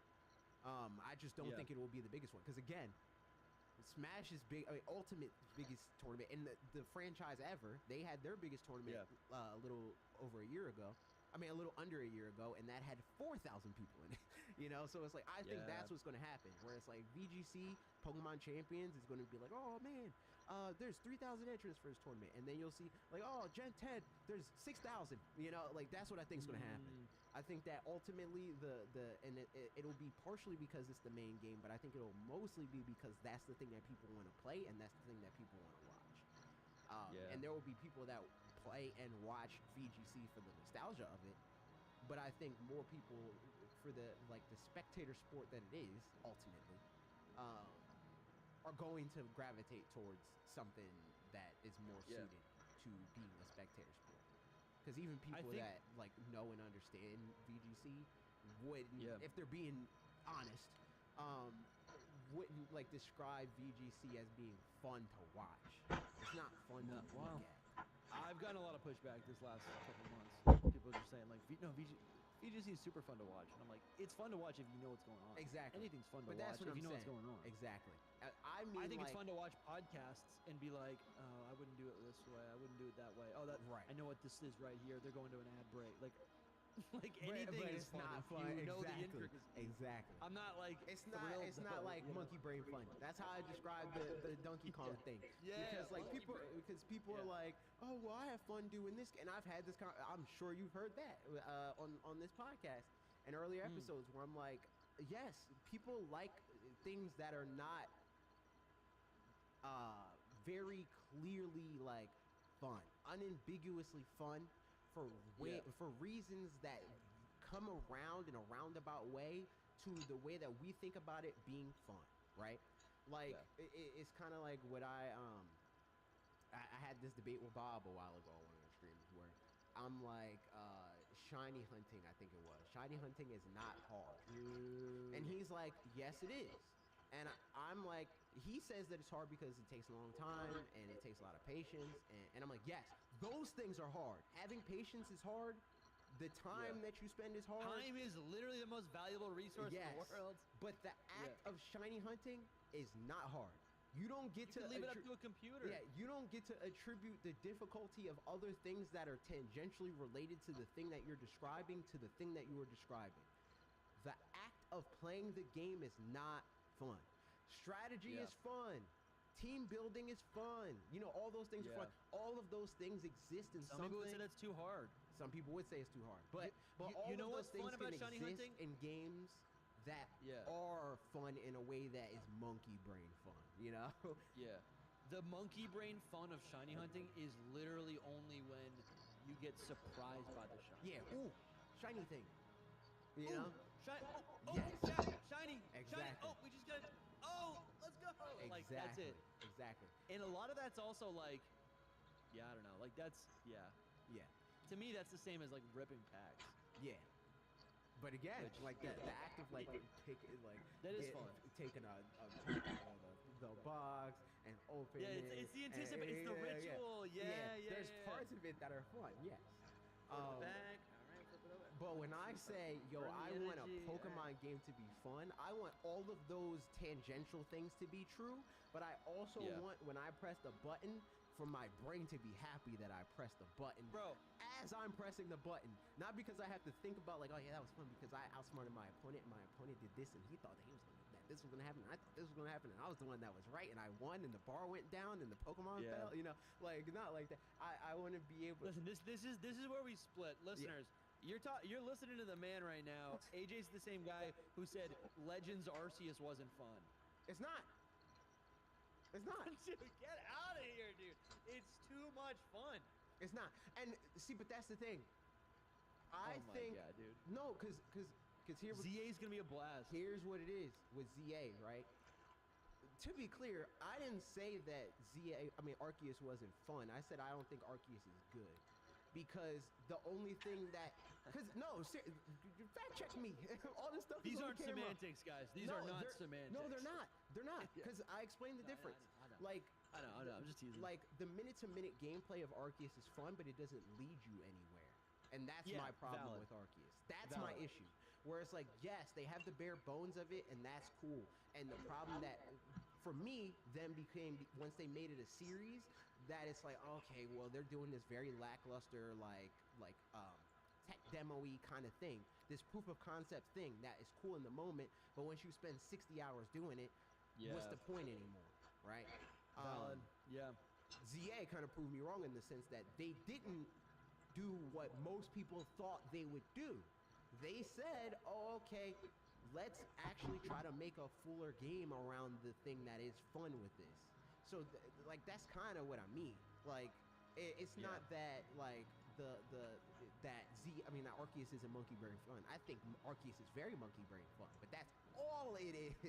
And, there's no meat on the bone beyond that, and there's no reason for doing that, blah, blah, blah. It's kind of like, I don't know if you saw my Donkey Kong video, but the Donkey Kong Bonanza video that I made a couple weeks ago, that encapsulates my thoughts to a T on game design in general when it comes to this concept. Games should be fun. Games should be meaningful. They don't need to be one or the other, and it shouldn't be like this imbalance. Like, I think Pokemon games as they exist now, they're more meaningful than they are fun, and I think that they can be both. That's really what it is. No, it's good. Do we have any other Gen 10 specific thoughts? I mean, a lot of what I've been thinking about when it comes to Gen 10 has been, just in the last 24 hours, has been in relation to Champions and ZA. I think we covered most of it. I'm like planning a bunch of content around Gen 10. I was like ready to make a lot of Gen 10 content, and then I think I realized a lot of people are just like hyper focused on Champions and ZA, which makes sense. Right. Because we know literally nothing. Yeah. Yeah, but I guess the other, and I just put out a little short on my video, on my channel. Literally, I think I published it like as I was logging on. Nice. But I was kind of playing with the idea. I don't even know how much I believe this. Like, I'm really trying to just think about this in real time. A lot of people were saying Champions. Okay, if VGC goes to Champions, then Gen 10 they can do so much more. Like, they can make a way better game because it'll be free from VGC and the competition. And that never really made sense to me because, like, one, I don't think the fact that there's an online play and an online application of the existing battle format, like, I don't think that really takes resources away from, like, writing or development. It doesn't. You know what I'm saying? So, like, that part's irrelevant. It's just because they don't understand how game development works. So, like, they want to find a scapegoat, and the scapegoat that they're looking for is not the one that they want.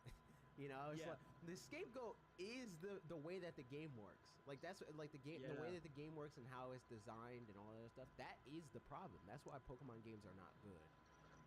And I think that them not having to focus on VGC is helpful in a way, but it's not helpful in the way that people think it will be. And I think that the problem will still exist if the release cycle is still intact. I think that that's the core of it. And that's why for me, like, that part of, and this is the part of it that's like, this is just what I want and what I think will be the most healthy thing. It's not necessarily what I think for sure will happen. That's why I say that Pokemon's model should be more GTA, MMO, one game per generation, build on that one game, because then they're able to focus on all of those things and build out from there. The thing that I diverge with the, like, oh, they could make a better game, blah, blah, blah, crowd is like, I don't think a better game necessarily means that it can't be a competitive one. Because I think Splatoon is one of the best new IP that has happened in the last decade. And it's both. I would argue it's equally both, you know? And I think that Pokemon could very easily be that. And as somebody that is a fan of competitive gaming, and I do like and play single player games often, you know, again, my favorite game of this year so far is Donkey Kong Bonanza, which is a single player game. But I recognize that games that have some sort of competitive merit usually means that there's more meat on the bone. There's more there's more depth to the game, and that's why they're allowed to be competitive. So casual. It's almost like you want to work backwards, you know? Like I feel like Splatoon. Yes. I've never played Splatoon, but I'm impressed by anytime I see footage because it looks so.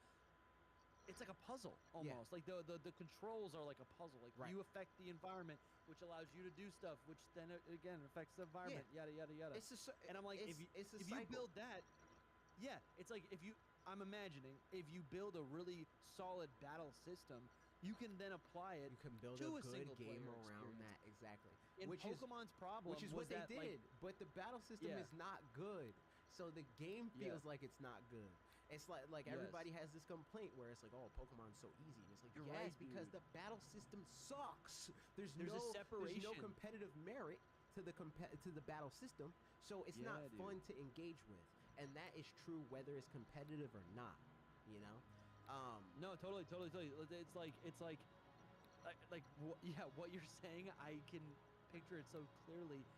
Like I enjoy the overworld of a Pokemon game.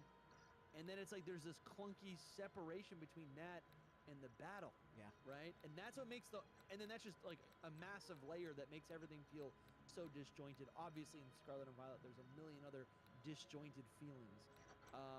But all that's gone in Legends ZA, which is promising. So I guess hopefully where I was getting still have some reservations. Hopefully. I don't know. The gameplay I've seen is really I agree. Promising. Again, my problem, not the gameplay.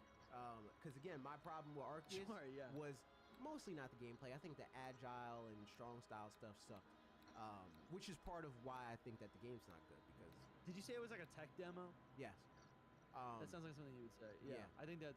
I mean, I literally said that in this podcast episode. I said, it's like a tech demo. Yeah. It's like they threw some ideas at the wall and none of them really stuck. And it's a good idea. Some of it are good ideas. Yeah. I think how they handled the Pokedex is a good idea. I think centering the game around that, bad idea. I think that the way that they handle catching Pokemon and like the ability to do stealth and that kind of thing, good idea. The thing that I think is a bad idea, and we'll probably see that again with ZA maybe, is I think that involving the trainer in that on a gameplay level is a bad idea.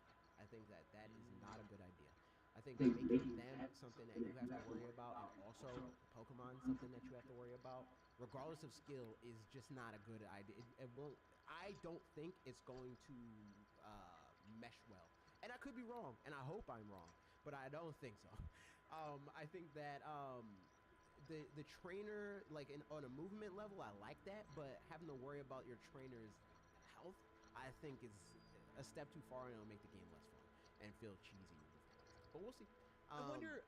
Yeah, that's true. I guess that does make sense because in Arceus you can die. That's part of why Arceus is not fun, and well, not fun, not good. Yeah, I think it's poorly that's designed. What makes it fun. I think the thing about Arceus is poorly designed in the sense that because you don't have to worry about your trainer and your Pokemon.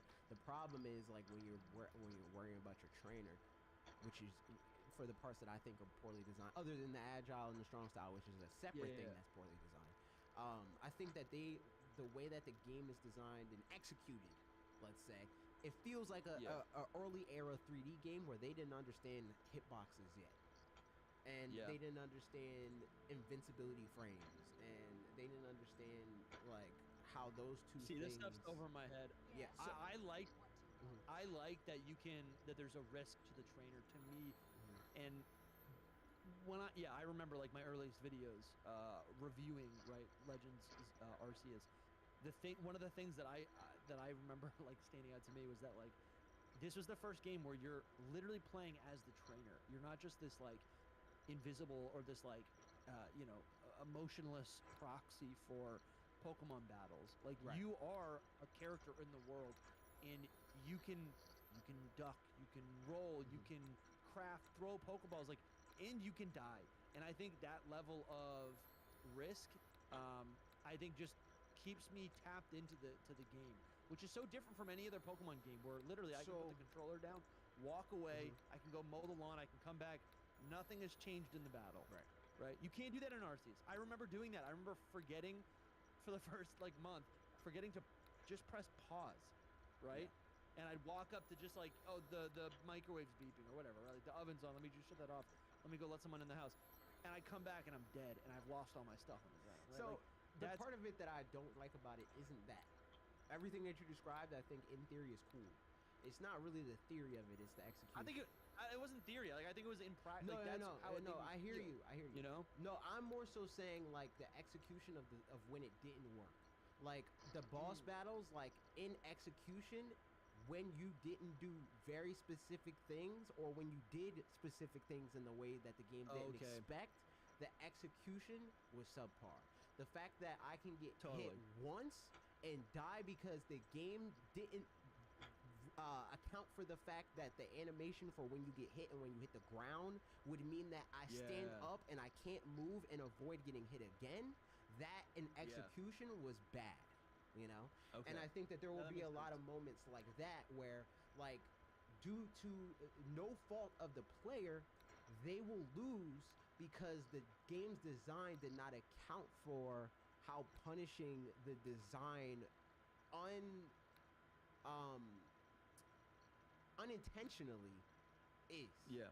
You know? And again, I don't know.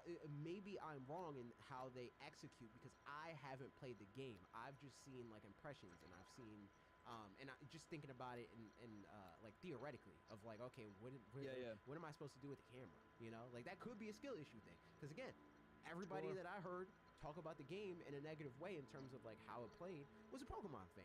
So I don't know if they understand how cameras should work. There were some reviews that came out, and we read them on the Hidden Power podcast, and it was pretty cool to like kind of dig into these reviews. The wrong term, preview. Impressions. Yeah. Or it was like I think Nintendo Life was one of the articles you read. Yeah, I saw Nintendo. Someone who had the demo review. I saw their impression. To be clear, I trust Xeon. Xeon is he is somebody that plays video games in general. Yeah. So like his I saw his and I was like yes.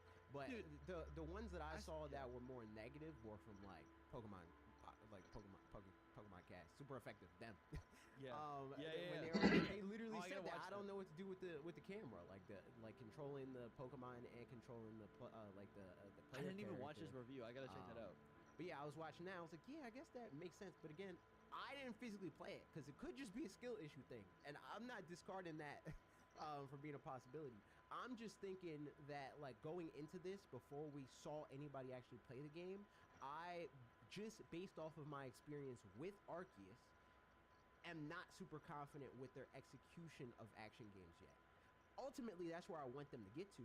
But I just think, and I not even think, I know that Game Freak are not the most skillful game developers out there, and it takes them a few tries to master something. I'll never disagree with that. So that's what it is. It's just like I'm just hoping that the game doesn't feel clunky, because as somebody that plays action games, Arceus feels clunky. And like again, I think it's cool. I think like it's like it was like this cool thing to think about in the moment, and like as I was playing the game, I was like, yeah, this is a lot of fun.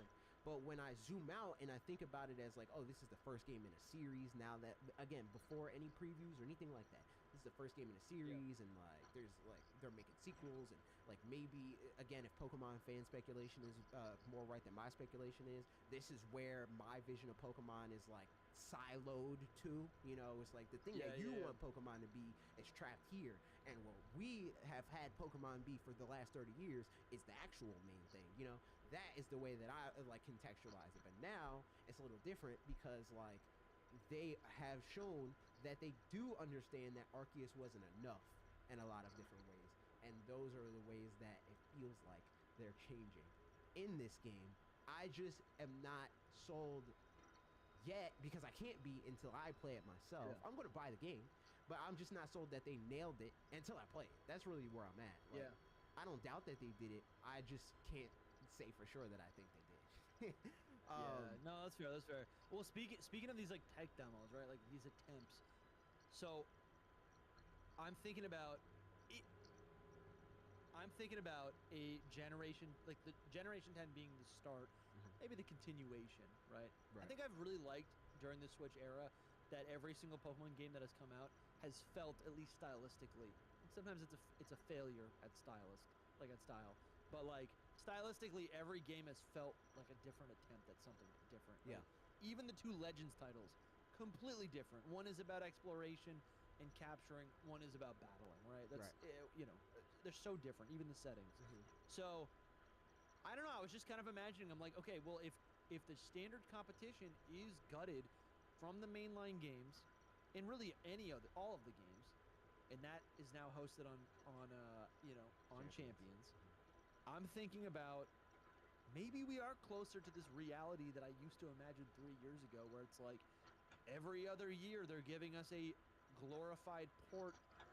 They're giving us a BDSP style game, where I'm like, sure, yeah, BDSP is not Brilliant Diamond and Shining Pearl aren't like masterpiece games, but it is a way for me to play Johto or Hoenn or whatever game, right, on my Nintendo Switch. That's kind of cool, right? Like, that's just one version of that. I'm thinking, basically the idea is, could Game Freak and could their new company, Pokemon Works, potentially put out... I'm hesitating because I'm like, not put out more games, like I'm asking for like 3 games a year. Yeah. But I'm just saying, like, if Game Freak is just focusing on their mainline games, they're cooking up some Legends games, you get a third party to come in and make these more experimental games, but they're still all tied in. They all work with Pokemon Home. They all work with Pokemon Champions, right?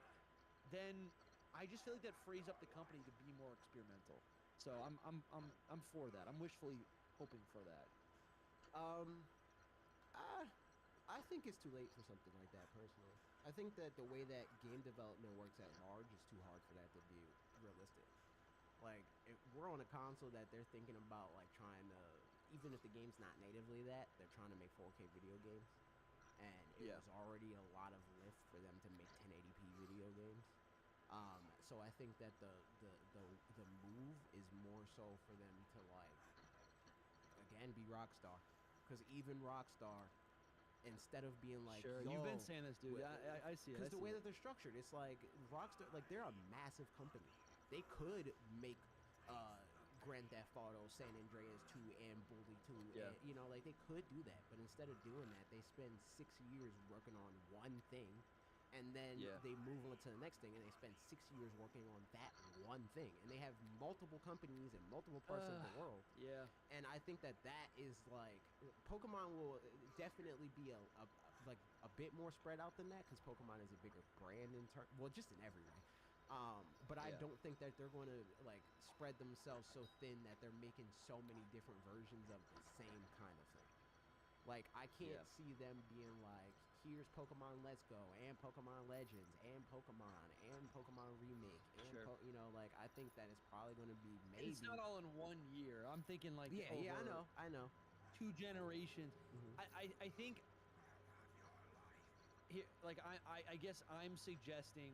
Literally, I'm suggesting, remakes. Yeah.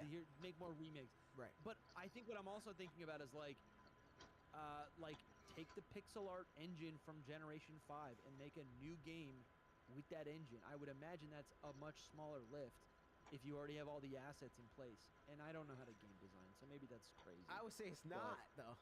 Like, I think that... It's not easy? Yeah, no. Not to do it in the way that people want them to do it. Like, 3D, a lot of the reason why they moved to 3D game design is because 3D game design is easier. Like in terms of, like, logistically, it's easier to, like, make a 3D game, because animating a 3D model is infinitely easier than animating a sprite in terms of, like, doing it in a high quality way. And that's why they moved to it in the first place, where they're like, okay, this is like an investment in the future. That's why, like, the models that they use are like models that they made in, like, 2012. Because it was an investment in their future. And I don't see them shying away from that. I don't think that if they do, and even if you look at the indie developers and the, like, people, like, and any level of indie that you think of, whether they be like these premium, like, higher quality, like higher budget indies, like a Cuphead or whatever, right? Like, they did this hand-drawn, like, hand-animated thing, and it took them like 6 years to make it. It's not like people think that because their way of designing something that it can be faster than what is new now, but that's not how creating things works in a lot of different mediums. Like, newer technologies are almost always going to be faster than older ones. Because like hand-drawn animation is just factually, it's going to take longer than flash animation. No, that's fine. I guess I just look at like the world of Pokemon, and I'm like, I think we lost something with the switch to 3D. I feel like everything has been streamlined, and they've also struggled. It's like they took shortcuts, but then like have completely. Well, I don't think they took a shortcut. Moving, and they did with all like. Maybe not technically. I really don't know. I don't think they did all the 3D models, right? Because the thing about the shift to 3D, it's not like they moved to 3D and that's like an easy transition. They never made a 3D game before, they have to learn how to do that. That's them trying to in the future, which will balloon the process in different ways. Be like, okay, well, we don't want to have to develop our first ever 4K video game and also have to worry about all the time and work and energy that goes into making a pixel art game, Like, I think so maybe I'm focusing too much on I'm almost assuming too much about the actual development. I guess what I'm really thinking about is how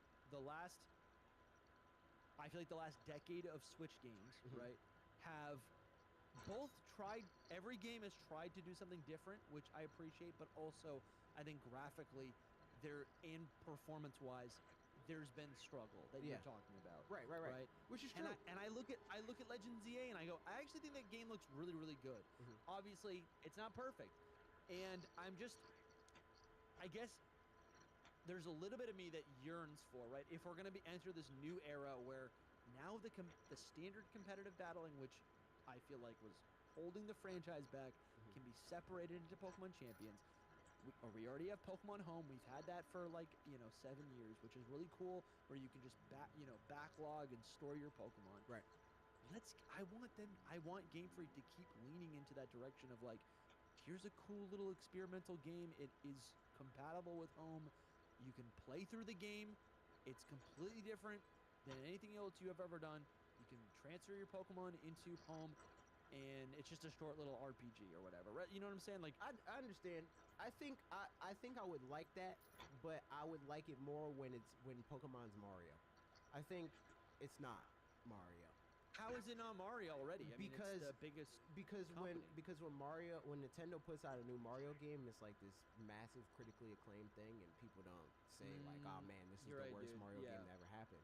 Every new big Mario game, even the small Wonder, are universally people. I don't like Wonder. No, I hear what you're saying. But for the most part, people are like, "Oh, this is the best thing ever." That does not happen with Pokemon, and it has never happened with Pokemon. Ever. Every time it comes out, every time a new Pokemon game comes out, people go, "I love Pokemon," and this game's not very good. Exactly. That's always the review. So I wish they did more. And I think the thing, and again, and going back and playing through other Pokemon games in the way that I have, Pokemon development has been a series of them pushing a boulder up a hill. And people think about pixel animation in hindsight.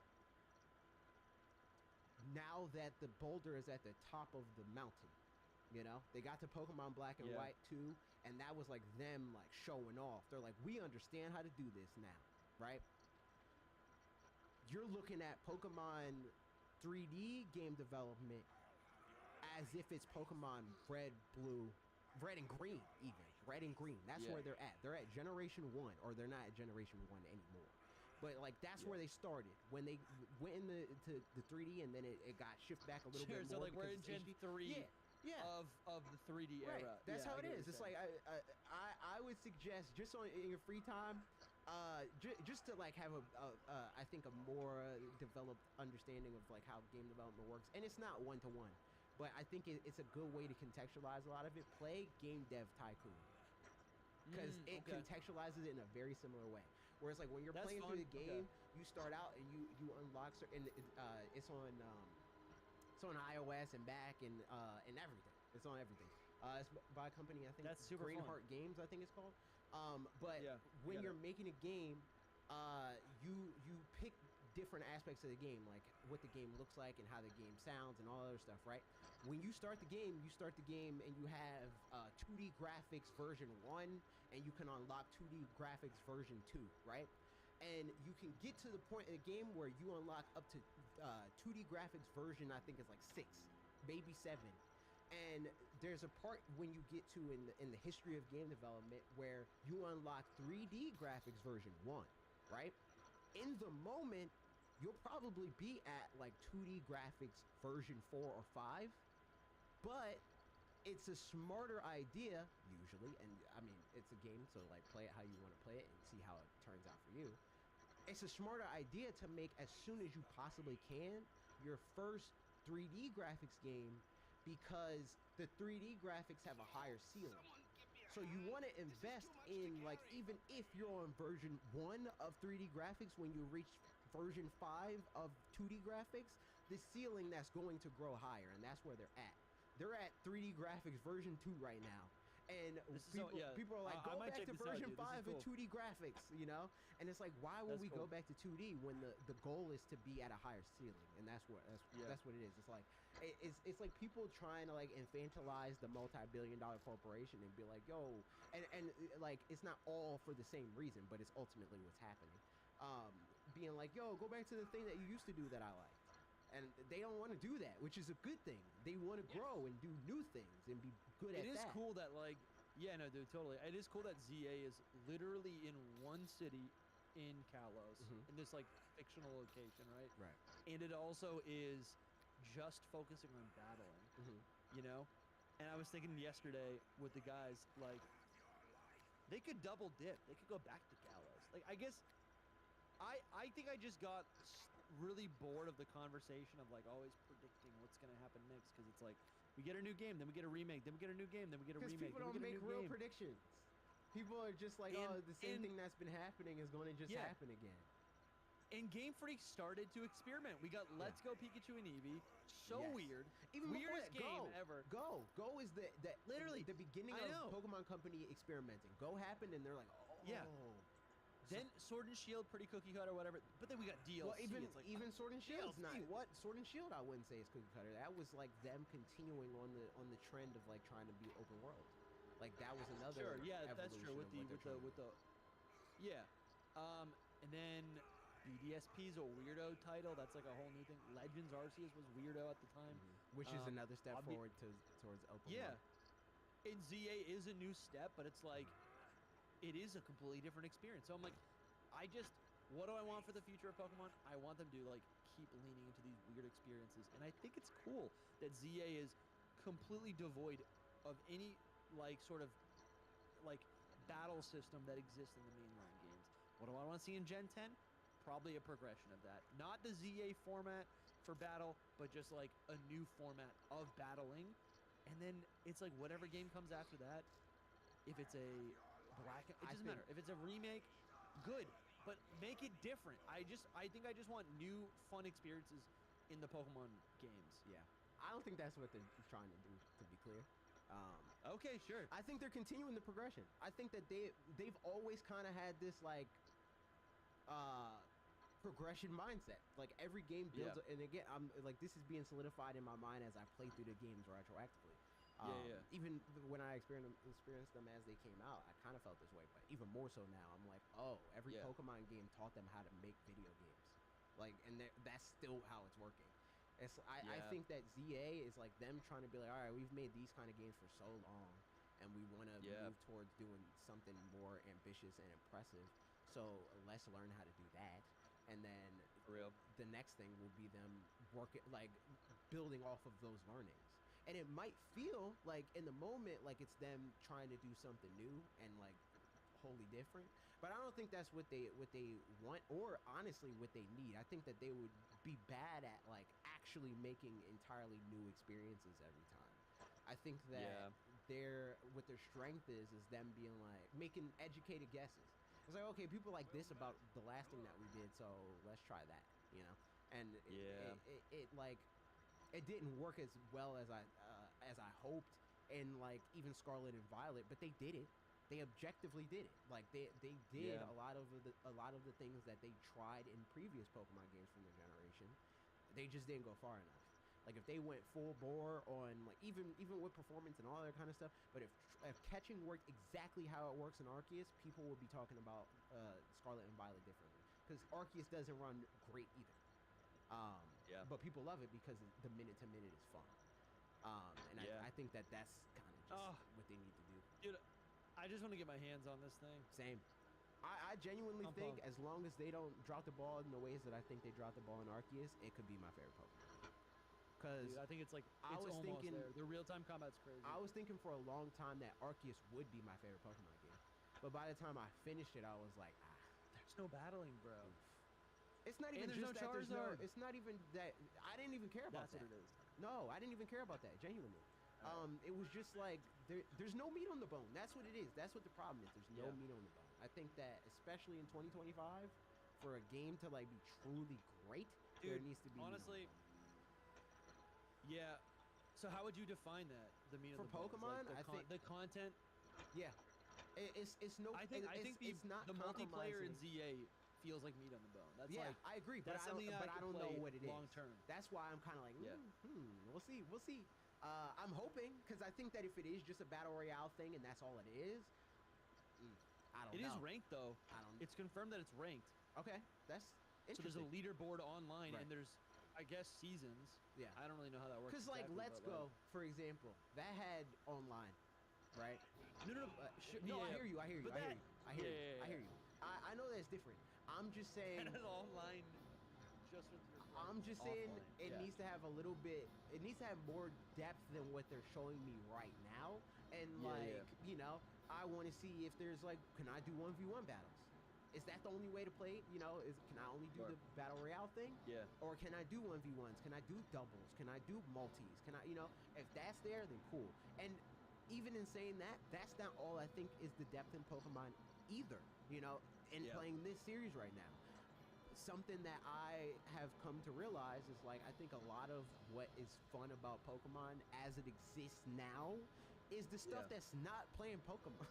Like me and Colton spent so much time just playing the mini games for the Pokemon and Me thing, like just bouncing the thing to get the to unlock the higher quality Poffins, and we did the Battle Chateau and the Battle Maison and stuff like that, and the things that are like the insulate, like the Pokemon contest and like all that stuff. That's part of it too, and it's to me, I think a bigger like fully fledged like game of the year worthy Pokemon game is like taking that stuff as well and making that something that is like a big not a big deal, but like it feels like it has substance. Again, it's like it's akin to playing tennis in Grand Theft Auto 5, you know, like that's just what it is. Like look at it, like scooter riding a bike in GTA. Or racing in GTA, or like doing any of the other side things. They could fishing in Ocarina of Time. Yes, they could very well be their own games that people release and people will pay money for, and it might even sell millions of copies. But it's just this relatively small experience that just adds life to the world. And I think that's what, because Pokemon suggests that life. There's hints of that life. There's text and dialogue about that life, but you can't play it in the interactive medium, you know? And I think that's what's missing and like that's what would make a Legends game in quotes or whatever you want to call it, feel like as big of a deal as it should be. Yeah. I think that what a lot of people, what a lot of Pokemon fans especially do, like what their suggestions is like almost to shrink Pokemon. Like for it to be smaller. But to me, I'm like, this is literally the biggest media property in the world. For real. The answer is not to shrink it. It's to make it bigger and better. That's just what it is. And like the response that a lot of people give is like, I don't think every game should play. And I'm like, no, I don't think every game needs to be bigger and better. But I think the biggest game should be bigger and better. like the one that is literally worth more than every other game should be more ambitious than every other game. It just should. Yeah. No, dude, I love it. You've been screaming about that forever, and I think that is. Yeah. I honestly, I think I always land on a bargaining phase of grief, and you're like, no, I'm bargaining. I'm bargaining, but in my own way. Yeah, you're like, listen, this is my line. Do not cross. You gotta come to me. You gotta compromise. And I don't even think so. Here's the thing. Like to me, I think what a lot of people feel like is that they have a more pessimistic look on what Game Freak is capable of and what Pokemon and what Game Freak wants to do. I think Game Freak and Pokemon Company at large are capable of much more, and I think that they want to do much more, but the fan base that is very loud on the internet infantilizes them, and that's all they do. And they infantilize themselves by being like, yo, I want the game that I had as a kid, and I don't want it to change, and I don't want it to be different, and blah, blah. So they're at this standstill. It's like, well, we want to be better, but we don't want to lose our fan base, because that's like, financial suicide to be like, 30 million, 40 plus, like we're this multi-billion dollar brand, and on some level we're built on the backs of like our community and stuff like that. And these are the people that are loudest at us on the internet. So like, do they want that? It takes a long time to come to, because like even the way that I feel, it took me a while to like come to the realization that I like to be as firm as I am on it now. Like you'll even see in the video that I sent you, and I mentioned this when I texted it to you. Yeah. That is, I was even like, maybe if they do like an action game, they can make it like an option. That'd be cool, right? Like make it an option. Yeah. But now I'm like, no, don't make it an option. Commit. Yeah, and it bro. took me a long time to understand that that's what they need to do, and that's just in like watching the evolution of games as it's happened outside of the Pokemon world. Like things that have succeeded have done so because they commit. Mario is as successful as it is because it commits to being modernized every single time. No Mario game that is, 3D especially, like the main line, if we want to call it that, totally. Mario If Pokemon reinvents Mario every time. Dude, if Pokemon wants to go another 30 years, right? If they want to make it to their 60th year anniversary, they need to actually focus on quality over quantity. Exactly. Yeah. Because put that clip in the beginning. That's a bar. That's nice. That's nice. And I'll end it on, I just ultimately I think that Pokemon wants that. I think that they're capable of that. I just think that we just gotta wait for it to happen. And I think that it's only going to take long, and I think we're already past the waiting long phase as somebody that's been screaming about this for over a decade at this point. The only thing that's stopping us is fans, ironically. Like, that's really what it is. But we're buying it, dude. We're buying it every time. Exactly. And I think they know that now. I think they understand, like, oh, well, the fans can be mad all they want, but they still bought it. Like, of course. I think we're loud online, but yeah. And I think people that are like not fans, but they're still cynical, like the way they think about it is they're like, oh, this is why Pokemon will change, because people buy every Pokemon game. And it's like, no, that's not how this works. You have to buy the Pokemon game. If you want Pokemon to be big, you gotta buy it. You just have to, because then it's not worth the risk at that point if it's not big. The thing that made Pokemon and is making Pokemon very clearly, you can see it. You can see it in real time. Want to grow in the way that they're growing is Zelda. They're watching Zelda because Pokemon Legends. They're on the same exact trajectory as Zelda, and they have been for a long time. Where it's like, what do those dinner parties look like with the Wow, Noma and Ishihara? Ishihara, But yeah, that's what, like, their whiskey. You could just see it in Sword and Shield. It's like Sword and Shield had that same Vista shot as Breath of the Wild. Scarlet and Violet had the same Vista shot. Legends Arceus had the same Vista shot. They all want to be Zelda, but they need to work towards that, because Zelda had to. Doesn't it? Skyrim's the blueprint. No, because Skyrim is Zelda. Skyrim's Zelda.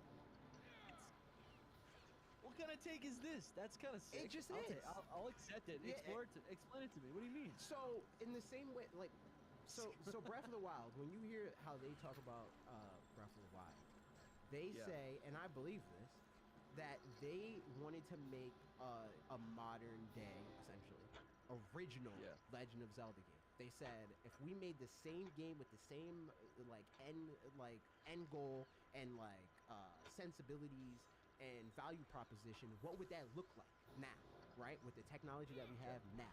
That's what Skyrim is. It's like, it's open world Zelda, like adventure RPG situation. It's just like, what would Zelda be if they started from nothing in 2011? Dude, I had no idea. That's so cool. Yeah.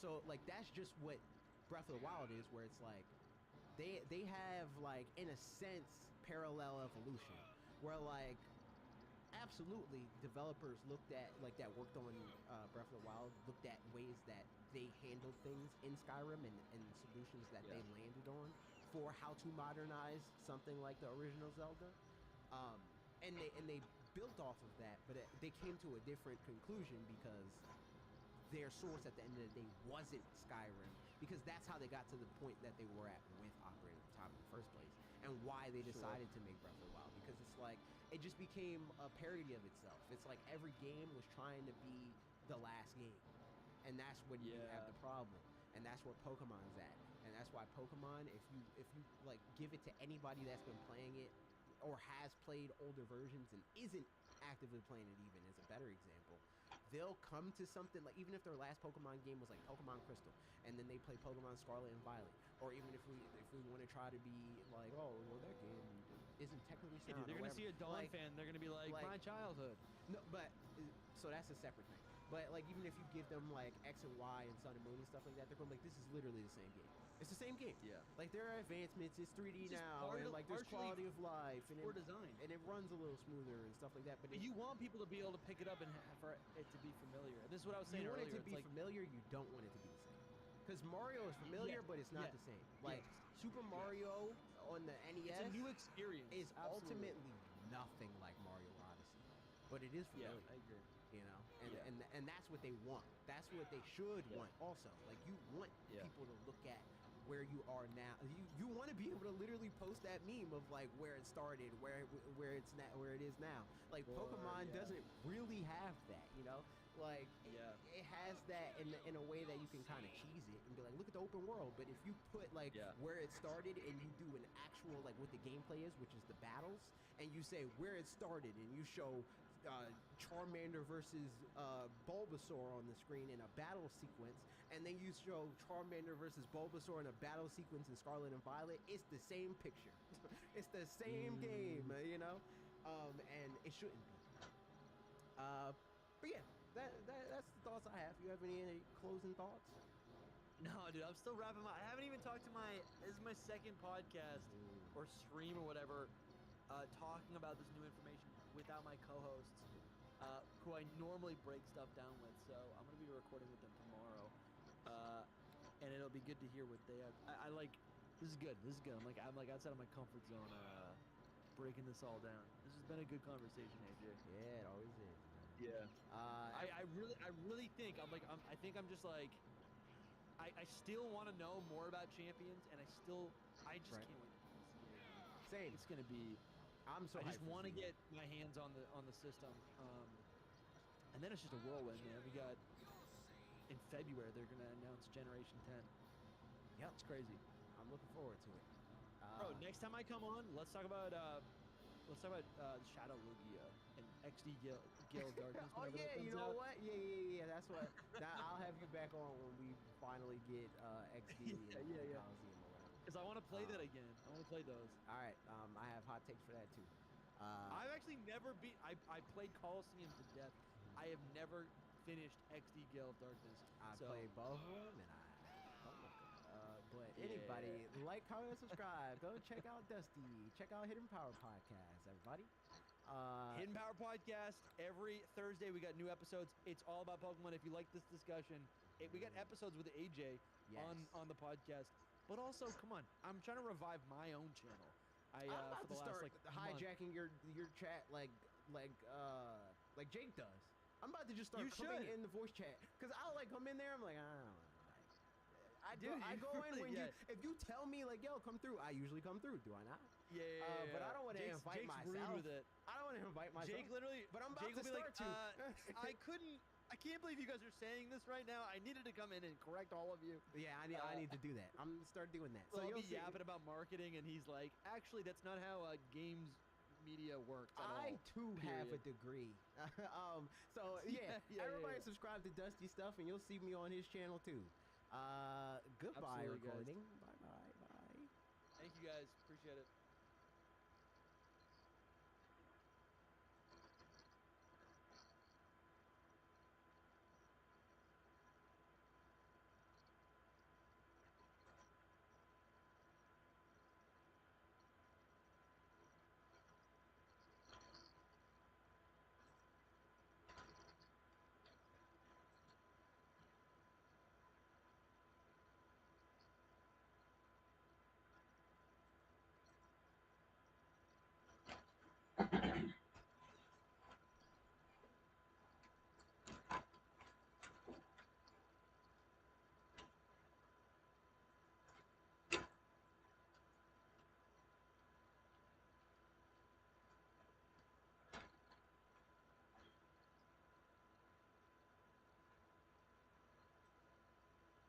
Today we're going to discuss a somewhat bizarre mystery coming from a nearby galaxy, NGC 4945, a pretty well-known barred spiral galaxy approximately 11 million light-years away from us that seems to contain a bizarre cosmic mystery. An object astronomers have only recently discovered, and an object that doesn't seem to fit into any astrophysical category. A bizarre, enigmatic source, now referred to as punctum, a Latin word meaning dot or point, mostly because of its very compact, dot-like appearance. But because it's so bizarrely bright and because it has so many unusual features, this has now suddenly become one of the biggest mysteries in astronomy, which means that we obviously have to discuss it. And so let's talk about this a little bit more, but I guess let's first start with the galaxy itself and what we know about it so far. So first of all, as you can see from this image, this galaxy is seen almost edge-on, and it's notable for two main features in its central region. First of all, it has a lot of gas. It's heavily obscured by thick active galactic nucleus, which is of course powered by a supermassive black hole in the center, which for astronomers makes this one of the most exciting galaxies because we get to see how these black holes interact with all of the stuff around them. But it's also a site of very intense nuclear star formation, or basically starburst regions, which seem to produce a lot of stars all at once. And you can see these regions as these beautiful red formations across the galaxy. And some of these regions, especially the ones near the center, are so bright that they seem to produce at least half of the brightness or luminosity coming from this galaxy. So this galaxy is definitely quite active, and there's a lot of stuff to study here. But this new discovery was made possible by using a slightly different observation, specifically using ALMA, Atacama Large Millimeter Submillimeter Array that observes the universe in slightly different wavelengths, specifically millimeter wavelengths similar to the radio waves, allowing this telescope to pierce through most of this dust and most of this gas, and allowing us to see through all of these obscure objects into the galaxy itself. And this of course provides us with a unique perspective into a lot of activities inside the galaxy, mostly because these ALMA observations help us see the gas, the dust, but also magnetic fields in various galaxies, helping us trace the star formation or even map large-scale magnetic structures, which then helps astronomers to kind of create a map of all sorts of dynamic processes inside various galaxies. And so here, ALMA's unprecedented sensitivity and angular resolution truly transformed our ability to be able to resolve extremely small compact objects, even when looking at super small objects like black holes. For example, ALMA was able to create images of the magnetic field around the famous M87 black hole. But let's talk about this new object, punctum, the source that was initially identified in the ALMA Ben3 observations, which usually operate around 1 GHz range. And here, despite the region being very crowded and containing a lot of objects, this object stood out quite a lot. And it seemed to be approximately 200 light-years away from the center, so this was definitely not the central black hole, and not some kind of an activity related to central region, instead appearing to be completely separate. But I guess, why is this strange, and what's so special about this? Well, here are some perplexing characteristics of this punctum. First of all, as I mentioned, it's very compact. Even with almost high resolution, this object seems to translate to a physical size of something like 2 parsec or just over 6 light-years in size, maybe just under 7 light-years. And this by itself is quite significant because we don't really see a lot of objects that are so compact and so ridiculously bright. It's also very bright in certain frequencies, specifically millimeter frequencies. Considering its distance and considering what we're seeing here, this is approximately 2 × 10⁻35 erg per second, or just to put this into context, it's about 100,000 times brighter than a typical magnetar, 100 times brighter than the most powerful microquasar, and here's the strange part, at least 10 to possibly 100 times brighter than a supernova remnant, with only one known supernova, Crab Nebula, surpassing it in terms of brightness and in terms of microwave luminosity. But it's not just bright, it's also kind of constant. This object has been detected across multiple epochs between approximately 2019 and 2023, and it seems to have shown no statistical significance in terms of variation, so essentially it doesn't change much, it seems to be always bright, and does not seem to be some kind of a transient or some kind of an explosion that might explain what's going on here. In other words, we have this very, very bright, very constant source that's brighter than any other object known to us. But since this is visible in the millimeter wavelengths, here polarization also matters. And that's because observations of polarization usually provide us with very detailed cosmological information that temperature and luminosity alone cannot provide, and that very often is caused by some kind of a magnetic source nearby. And this object exhibits an exceptionally high degree of linear polarization that seems to be about 50% on average. And this is quite rare for astrophysical sources and suggests that the emission originates from some kind of a highly uniform ordered magnetic field source that doesn't seem to change too much. In comparison, some of the most powerful supermassive black holes, such as blazars, will usually have maximum polarization of just 15%, so whatever is happening here seems to be way more magnetized. As a matter of fact, the only thing that can explain this high polarization seems to be some kind of a very powerful synchrotron radiation, which is usually produced when a lot of charged particles move at very high velocities near the speed of light and spiral around magnetic fields, emitting radio waves. So something here could be spinning very, very fast and producing a lot of emissions.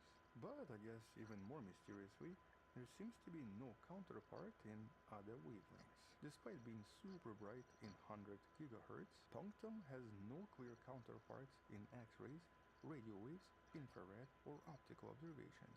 It's basically invisible in everything else except for that one wavelength.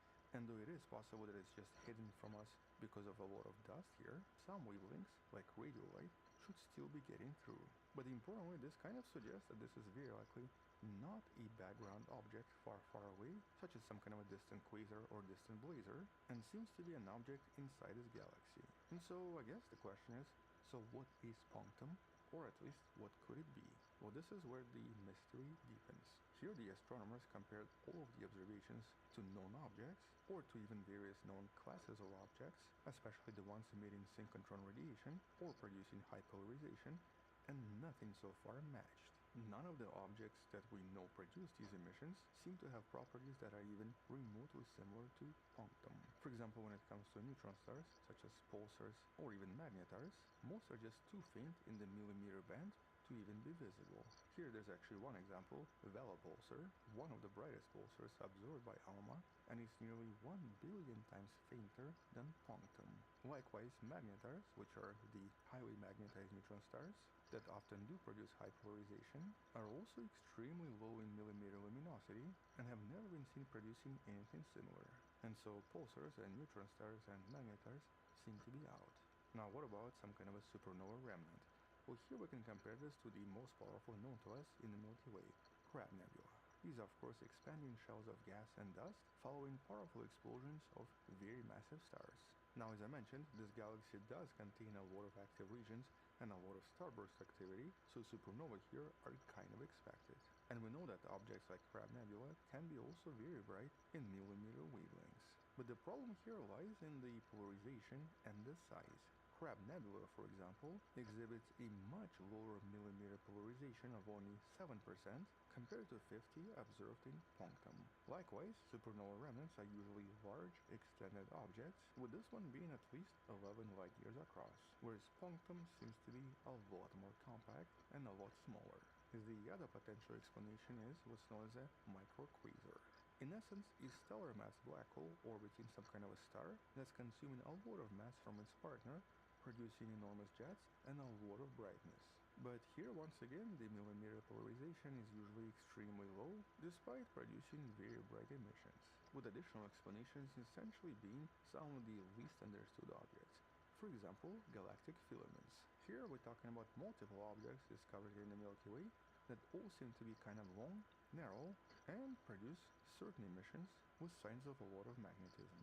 In some cases, they do actually have up to 50% polarization consistent with punctum. But here, even the brightest of these objects is usually much, much fainter in the millimeter wavelengths. These objects are actually barely visible, and we've only detected so many of them because of new sensitive telescopes. And so it's extremely unlikely to be galactic filaments or any other similar structures. And so essentially, as it stands, punctum cannot be associated with anything known to us, highlighting its very bizarre, distinct nature. And of course suggesting that we might be looking at something entirely new, entirely different, and possibly something extreme and unusual. Or maybe this is just some kind of a typical object that suddenly producing new emissions we never knew were possible coming from these particular objects. For example, this could still be some kind of a magnetar. Magnetar located in a peculiar environment, maybe interacting with something very dense in a neighborhood. But in a nutshell, this discovery highlights that there's still so much to learn about the universe, especially in certain wavelengths we've only recently started to explore. Although here the reason this object was even discovered was really because of the extreme sensitivity from ALMA and because of its ability to distinguish very small objects out there. But in order to unravel its true nature, we're going to need more observations and possibly in a lot of other frequencies involving a lot of other telescopes. For example, here by conducting deeper polarimetric observations with ALMA and some other radio telescopes, it could help us find certain patterns in its polarization, which might give astronomers more hints on what this is. Additionally, James Webb Space Telescope could also play a role here if it can actually identify some kind of an infrared counterpart that so far has not been detected by other telescopes. And since it is so bright in the millimeter frequency, it should be bright in some other wavelengths, and so if this is some kind of a supernova remnant or even some kind of a magnetar inside a very thick cloud, James Webb should be able to see something allowing us to reveal its nature. For now though, this remains a compelling mystery that kind of challenges our current understanding of astrophysical objects, but also confirms that the universe still has so many more mysteries and so many unexplained objects to discover. And so until we find out what this is, or until someone else proposes something else, that's all I wanted to mention. Check out some of the other videos in the description. Thank you for watching, subscribe, come back tomorrow to learn something else, support this channel on Patreon where you can find additional videos without any ads and can DM me directly, or by joining the channel membership that grants you early access and a few more things. Alternatively, you can also buy the Wonderful Person t-shirt with the James Webb as one of the designs. Stay wonderful, I'll see you tomorrow, and as always, bye bye.